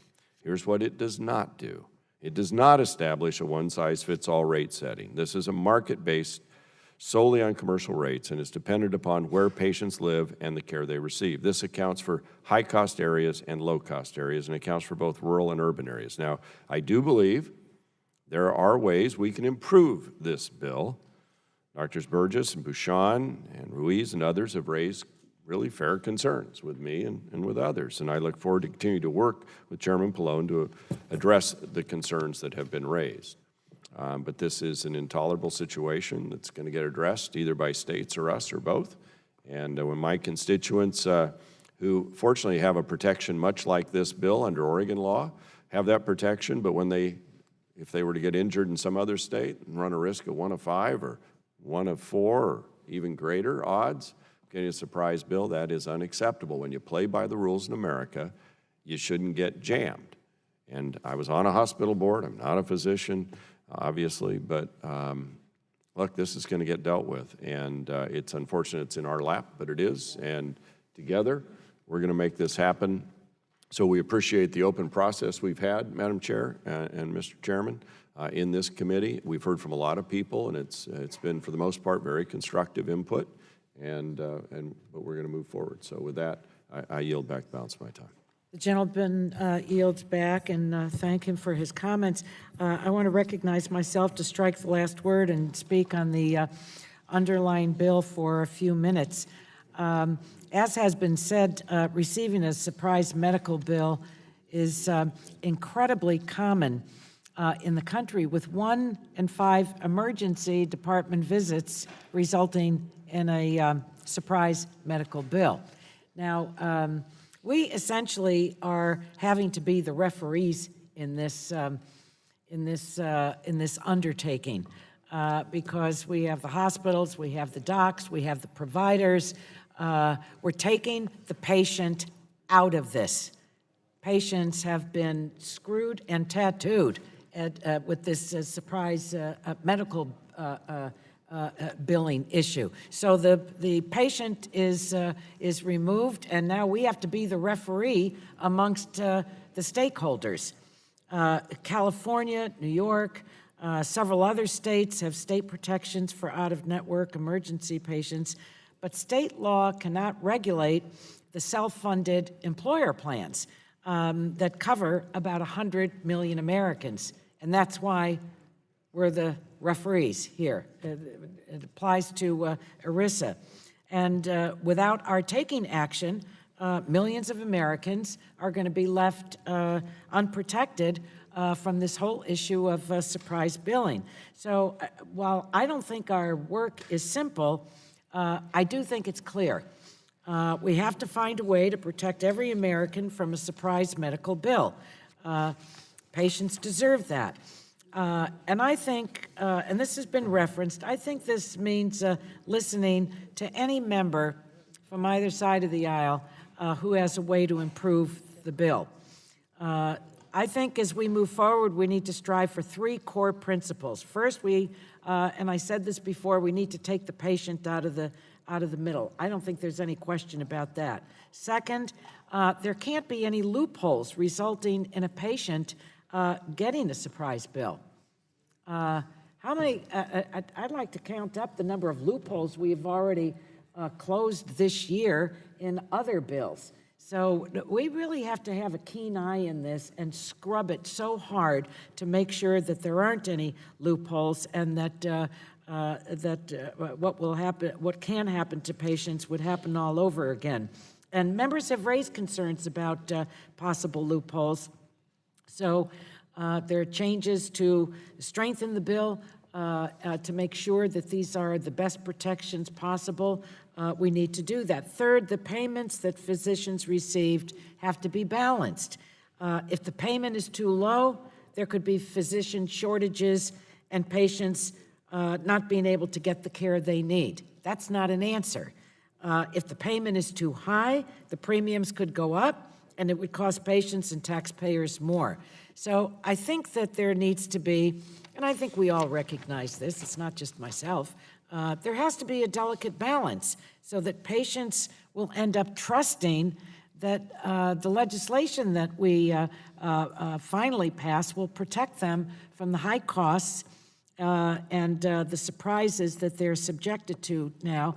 And hospitals, doctors, insurance, and insurers have to pull their fair weight in this thing. You just do. We're doing our best to balance all these interests out. But you know what? Altogether, you created the problem. So now it's on our lap. We're the referees, and people have to pull their weight. If doctors are charging inflated rates, then they have to come down. If the insurers aren't negotiating with the doctors fairly, then there needs to be an enforcement mechanism to bring them to the table. If insurers save money from our bill, then those savings should be passed on to patients in the form of lower premiums. Hospitals have to take responsibility too, because they pay the physicians to practice in their facility. If they don't get enough doctors to staff their hospital, then they need to pay the doctors more. You know what? It's all about money. friends. What's news around here? And no one should profit from our bill. Not insurers, not doctors, not hospitals. So I want to thank each member that has worked very hard on this because it's not as simple as the title of the bill. And the only people who should benefit from our work really in the last analysis in terms of clear benefits are the patients. No one has a crystal ball to predict, I don't think, at this stage of the game, the best solution. What states have taken on, both California, my home state, New York, they haven't been at it very long. They really have not been at it very long. So people point to data. The data is really rather thin right now. California's benchmark payment approach has only been in effect for 2 years. New York's baseball-style arbitration, well, that's longer, that's 4 years. But I don't think the long-term effects are really so clear right now.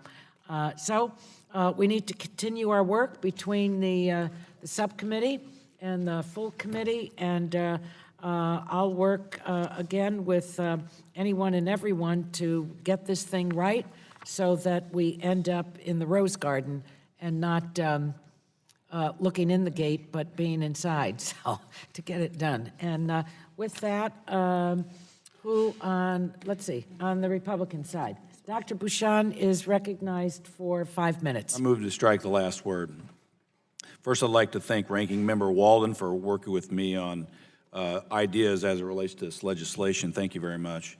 I made some comments in my opening statement, but I'll add to that briefly. I want to again say that a benchmark rate without an independent dispute resolution process will have unintended consequences. I've already spoke about the threat of narrow networks and contract cancellations, but I am concerned about the impact that this could have in the future of value-based arrangements. For example, MACRA put Medicare on a path toward rewarding physicians for value and away from fee-for-service, and this focus on value has been adopted in many cases on private insurance side as well. This proposal threatens value-based arrangements potentially because the worst physician and the best physician would be paid the same, and it provides no incentive for health plans or providers to negotiate around value.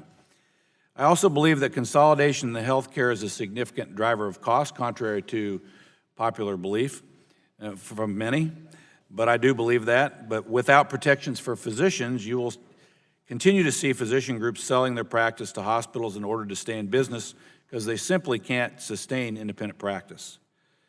And there has been some concerns about IDR, or independent dispute resolution, but Georgetown University Health Policy Institute Center on Health Insurance Reform did a case study on the New York surprise billing law, and as of October 2018, IDR decisions have been roughly evenly split between providers and payers, with 618 disputes decided in favor of the health plan and 561 decided in favor of the provider. And also concern about a cumbersome process or cost. Well, in New York, it's completely online and it costs $300. So again, I want to reiterate, I believe that without an IDR process in some form, and I'm flexible on that, obviously, that I'm concerned that for physicians it could be a race to the bottom on reimbursement. It could limit patient options to see a physician of their choice with limited networks. And I'm worried about implications in rural areas. I represent a rural district where it's difficult already to attract physicians. I would encourage everyone to read the AMA's letter that was sent to Chairman Pallone and Ranking Member Walden on this issue. It's fairly thorough. And I look forward to working with Chairwoman Eshoo, Ranking Member Burgess, Chairman Pallone, and Ranking Member Walden to come to a solution that, number one, protects patients, but also ensures fair payment for the provider and for the health plan. With that, I yield back. Thank you, Doctor. The doctor yields back. On our side, who is next? Mr. Butterfield? No. Mr. Butterfield? Thank you very much, Madam Yes, Chair. you are Madam recognized Chair, for 5 minutes. I ask to strike the last word, please. Madam Chair, I agree with you completely. We must find a solution to surprise medical billing, and so I'm going to support this legislation fully. Patients should not have to worry about receiving an extremely expensive bill because they received out-of-network care during an emergency or from out-of-network providers at an in-network facility. But I do want to go on record today by expressing concerns, and these are the same ones that I expressed the last time we talked about it. I'm concerned about the potential negative impacts on rural access to care. And Dr. Bouchon's comments a few moments ago, I want to fully associate myself with those words. Much of my district is rural. In recent years, we've seen a reduction in local access to care. I've heard from providers in my district over and over again who are really concerned about the approach that we are taking. And so I want us to do a deep dive and to make sure that this legislation will not have a negative impact on rural hospitals. And with that said, I yield back. The gentleman yields back. Someone just call my name? Madam Chairman. Yes, the gentleman from Illinois, Mr. Shimkus, is recognized. Thank you. I asked to strike the last word. And thank you. And I'll be very, very short. I love this debate. It's bipartisan on both sides of this issue, which is good. That's why we eventually do things every now and then. And I think it's very, very healthy. Look, I'm an arbitration-style guy. I got on the bill. I think that's the way to go. Illinois has been doing it for 9 years, so it's not short-term. It seems to work in Illinois, and I just want to go on record that as we move forward, I hope we can get there where we have a product that we all can be unified on and not split. With that, I'll yield back my time. Thank you. The gentleman yields back. Who's next? The chair is happy to recognize the gentlewoman from California, Ms. Matsui, for 5 minutes. Thank you, Madam Chair. I move to strike the last word. Surprise bills for unexpected out-of-network care saddle too many patients across the country with financial stress. This legislation, the No Surprises Act, takes a vital step forward to protect patients from costly surprise medical bills. When you fall and break a bone, when you get into a car accident, your first thought isn't, am I in network? When patients need immediate care, they should not be held responsible for billing disputes between doctors and insurers. That's why I'm supportive of a common sense solution to prohibit providers from balance billing and take the patient out of the process of payment negotiations. I thank the committee for working with me to create a more predictable, transparent payment rate for providers and requiring greater transparency of insurers' provider directories. I believe the updated bill before us today is an improvement in our ongoing efforts to solve the problems associated with surprise billing. That said, we need to have further discussion about how to ultimately resolve the issues with provider and insurer payments. I've heard many concerns from doctors and hospitals in my state over the past few weeks about their experience with California's similar surprise billing law. While California law and the bill before us today aim to target a specific market failure, we must recognize the broader impact federal action may have on access and cost to the healthcare system. I believe in this committee, and I believe that by working together we can create an array of meaningful and fair solutions that consider all of the unique aspects of our healthcare system. For example, caring for patients in highly specialized and higher acuity settings comes with different challenges, and I'm interested in pursuing ways this legislation can account for these differences. I also think we should take a look at an appeals process for providers to be able to dispute a benchmark rate when appropriate. I look forward to working with all of you, as well as stakeholders, to continue to provide feedback that improves this overall product. In addressing the problem of surprise bills, we can not only protect patients, but also make a positive impact for our healthcare system. Thank you, and I yield back. Gentlewoman yields back. The chair recognizes Mr. Bilirakis from Florida for 5 minutes. Thank you. Thank you, Madam Chair. I move to strike the last word. I'd first like to thank Chairman Pallone and Ranking Member Walden for the important bipartisan work that you and your staff have done to protect patients from surprise billing. I'm in complete agreement that patients should not face crippling medical bills from out-of-pocket providers when they receive emergency care or in non-emergency care situations where the patient had no opportunity to select the provider. I understand the need to be, for some, a baseline rate for negotiations. However, there must also be some additional framework or fallback measure for providers to negotiate fair and adequate rates with health insurers. If providers, and especially providers of emergency care, who are obligated by law to care for every patient regardless of their ability to pay, are so disadvantaged in their ability to negotiate fair and adequate rates with insurers, their ability to continue to stay in business and to stay independent from large health systems will be jeopardized. We all agree on the need to protect patients from surprise medical bills.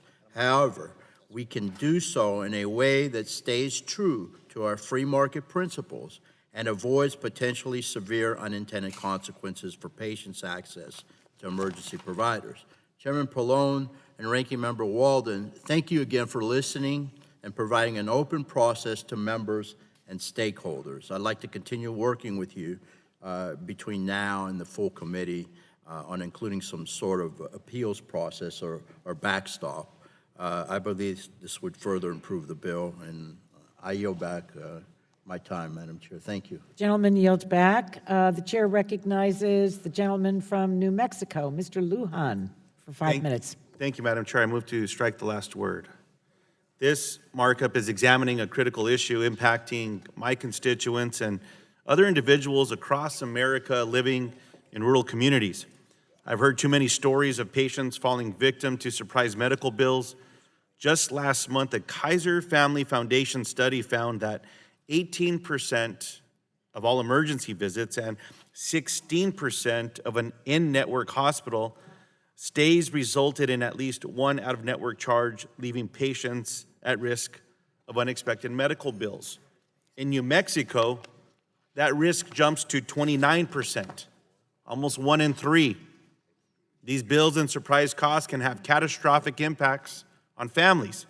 The No Surprises Act takes steps to protect patients by prohibiting balanced billing for emergency services and prohibiting balanced billing if a patient does not receive adequate prior notice of the provider's out-of-network status. Additionally, this legislation includes a provision in this legislation that increases transparency in the air ambulance billing process. Now, this is a good first step toward addressing the issue of air ambulance surprise billing, but I'm confident more can be done. And I'm eager to continue working with Chairman Pallone and Ranking Member Walden on strengthening this provision before full committee markup, and I'd be happy to yield to the chairman or to the ranking member if there's anything that they might add on this as well. Mr. Pallone?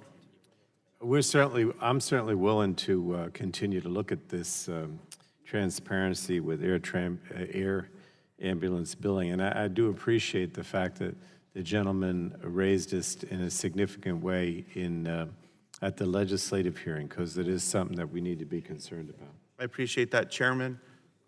Yeah, would the gentleman yield? I would yield. Yeah, as we discussed earlier, happy to continue the conversation. This is obviously a complicated matter, but we're more than happy to sit down and continue to work on it with you. I appreciate that, and I would yield my balance of my time to gentleman from Massachusetts, Mr. Kennedy. I want to thank my colleague. Just very briefly, I'm going to reiterate some of the comments here from our colleagues. Thrilled that we are addressing an issue that has had devastating consequences for so many people across our country. Patients, under no circumstances, should be left with a devastating medical bill that comes out of surprise. They've got to be held harmless. We've got to find a way to strike the proper balance here.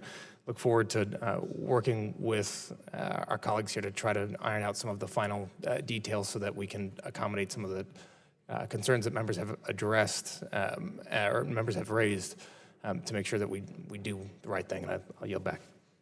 That I yield back. I thank the gentleman, and I want to echo something that Mr. Pallone said. It was Mr. Lujan that really cast the spotlight on the extraordinary costs relative to this issue, to air ambulance. And it's an important spotlight that he cast on it, and he questioned well, and I'm glad we're going to keep grinding this one out between the subcommittee and the full committee. Is there anyone on the Republican side? The gentleman from North Carolina, Mr. Hudson, is recognized for 5 minutes. Thank you, Madam Chair. I move to strike the last word. And I want to thank you for holding this important markup, and thank you to the chairman and ranking member for introducing legislation to protect patients from surprise billing. I have constituents back home in North Carolina who are being caught off guard with large medical bills from providers they did not know they were involved in their procedures or did not have the opportunity to choose because of an emergency situation, and that is not right. I'd like to associate myself with the comments of my colleague, Dr. Bouchon. Doctors are the backbone of our medical care. It is no coincidence that the best quality healthcare system in the world has the world's best doctors. I've long believed that care decisions should be made between patients and their doctors, and that any interference in that relationship draws us further away from optimal care. However, healthcare is not purchased in the same way other products are, and doctors are not trained to treat for cost. They're trained to get their patients better as best they can. Insurance networks are an effective tool used to keep costs down, which can be a good thing. But oftentimes, situations beyond the patient's control force them to use out-of-network providers. This could be anything from an emergency room visit with an out-of-network surgeon or a scheduled procedure with an out-of-network anesthesiologist. Currently, there's not a meaningful pathway for insurers and physicians to resolve a payment dispute if out-of-network care occurs, and therefore the patient is left holding the bag. We need to take the patient out of the middle and leave resolution of payment to the physician and the insurance company. While this legislation is a positive first step, I do have concerns that while the policy is written today is good for insurance industry, it punishes providers. We need to balance this equation and provide an outlet for disputes instead of setting one price for health markets. I hope we can continue to work together and find common ground that will continue to protect patients. I look forward to working with my colleagues on this. I thank you, Madam Chair, and I yield back. The gentleman yields back. The chair recognizes the gentleman from Vermont, Mr. Welch, for 5 minutes. Thank you. I strongly support this legislation, but I have a few questions I'd like to address to council to make certain that the situation we have in Vermont won't be adversely affected. We in Vermont have an existing law in place. It prohibits balance billing in emergency provider settings, and the law further allows providers and insurers to negotiate a fair rate of compensation while holding patients harmless. And I've heard some concerns from the Vermont hospitals about whether this legislation will affect what their arrangement is. And I have two questions. First, would the No Surprises Act preempt Vermont's balance billing law?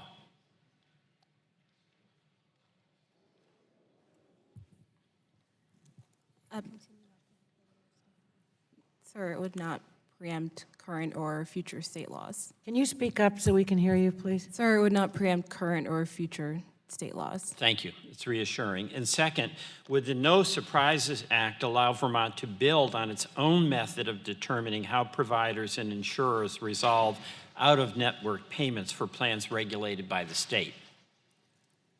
Yes, it would allow the state to come up with its own method to resolve that payment. On page 16 of the bill in subparagraph H, it states that that payment could be determined by the state law. Okay, I thank counsel, and I yield back.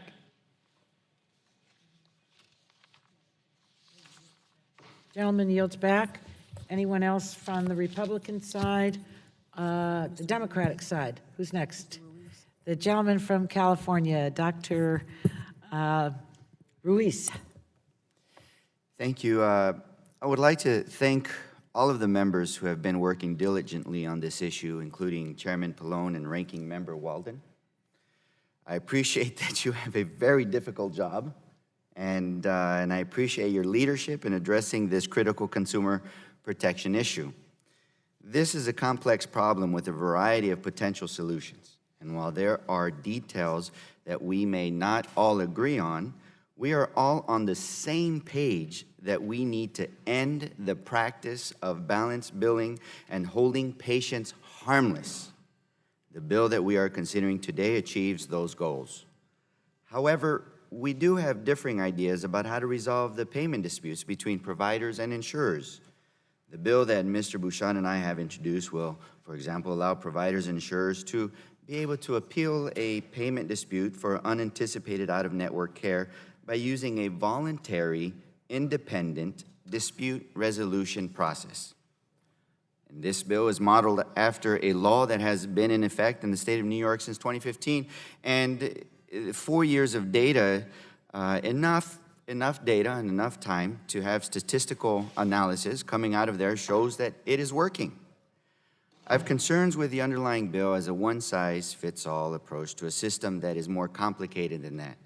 Each patient and case is unique and may include variables that do not take into account in a flat rate reimbursement system. And we want to ensure that we get this process right and that whatever solution we land on doesn't have unintended consequences. And I am concerned over the potential negative effects on network adequacy, access to care in rural and underserved areas, and staffing issues at a time where physician shortages are already hurting our communities.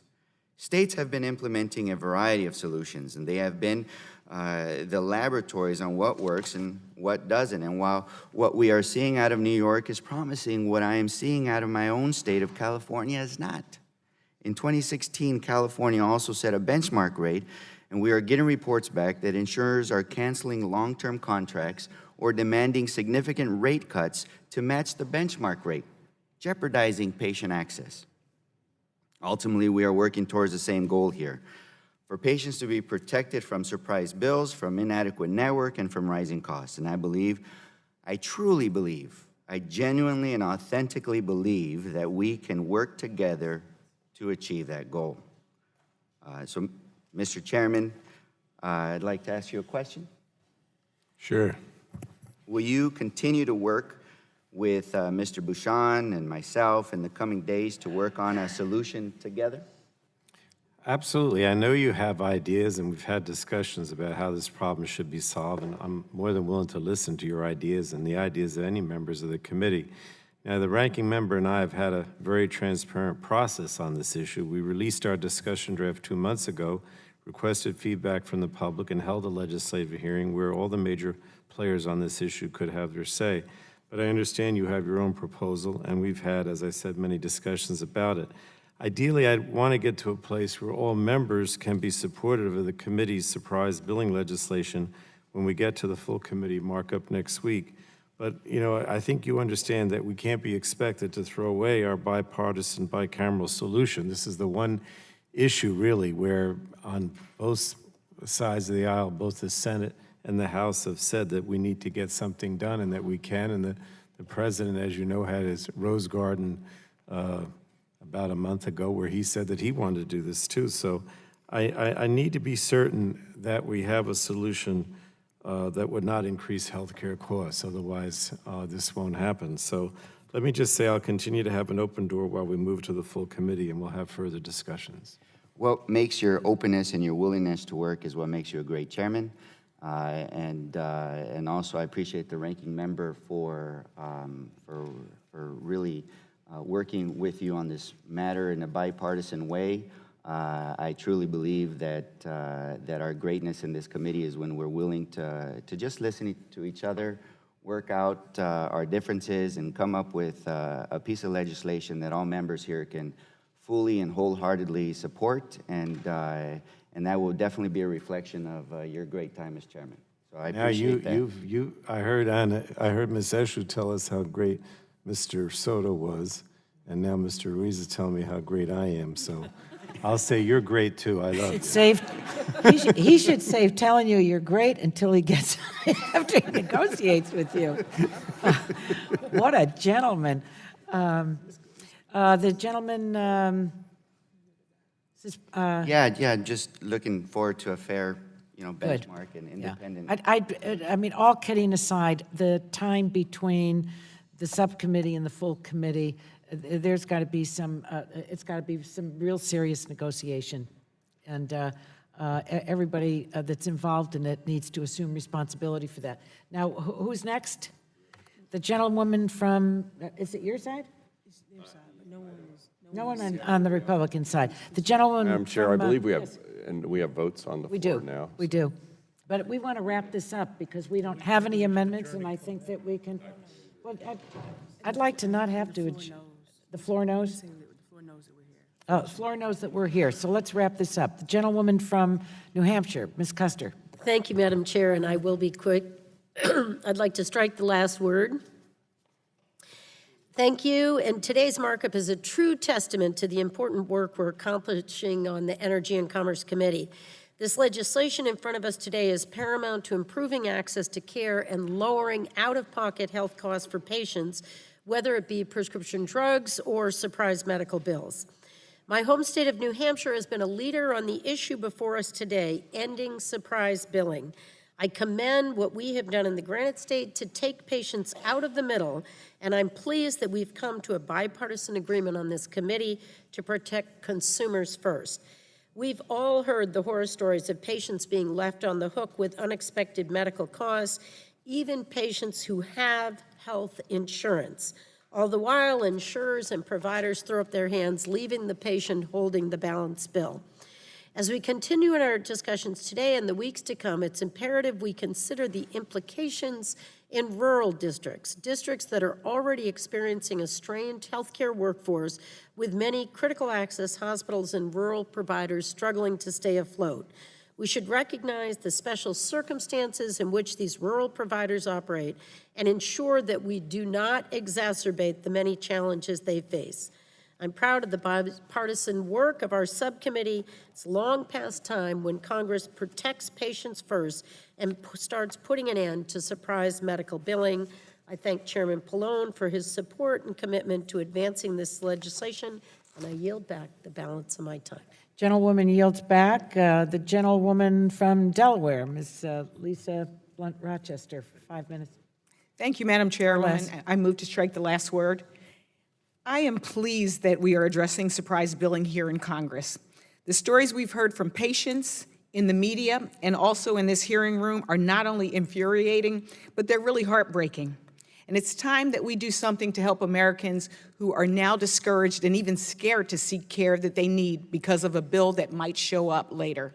I thank the chairman and the ranking member of the full committee for their work on this legislation, which I believe will help address this problem. One concern that I've been hearing, though, is about network adequacy. And as we've heard here today, some of the stakeholders in my state of Delaware have told me that they're worried about networks of doctors narrowing, which would make it more difficult for patients to seek in-network care, even when they have plenty of advance notice. It's also likely that a disproportionate amount of the burden would fall on some of our most vulnerable communities, which already face a shortage of accessible providers. I'm pleased that this conversation is continuing, and I look forward to working with my colleagues on the committee to further explore and address this issue so all Americans can be protected from painful surprise bills, insurers and providers can continue to negotiate their contracts in good faith, and communities with unmet medical needs in Delaware and in all of our districts won't lose access that they have for the services they need. Thank you, and I yield back the balance of my time. Gentlewoman yields back. Are there any other members that wish to speak? Seeing none, the question now occurs on forwarding H.R. 3630 to the full committee. All those in favor of forwarding H.R. 3630 to the full committee will signify by saying aye. Aye. All those opposed will signify by saying no. In the opinion of the chair, the ayes have it. H.R. 3630 is forwarded to the full committee. Without objection, the staff is authorized to make technical and conforming changes to the bills consistent with the actions taken by the subcommittee today. And I'd like to place into the record and ask unanimous consent to enter. Can I just say all these documents, or I have to read them out? I ask unanimous consent to enter the following documents into the record. Letter from the American Academy of Family Physicians, letter from the Association of American Medical Colleges, letter from the Children's Hospital Association, letter from the Friends of PCORI reauthorization, letter from Genetic Alliance, letter from the American Academy of Orthopedic Surgeons, a letter from the National Multiple Sclerosis Society, letter from the California Medical Association and from the American Medical Association, letter from the Federation of American Hospitals, letter from the Physician Assistant Education Association, letter from the Alliance for Specialty Medicine, letter from the American Dental Association, letter from the ERISA Industry Committee, letter from the Association of Chief Human Resource Officers, letter from the American Benefits Council, letter from the National Association of Health Underwriters, letter from the AFL-CIO, a coalition from Families USA et al., statement from the Manhattan Institute, American Enterprise Institute et al. And without objection, so ordered. The committee now stands adjourned. Good job. Thank you.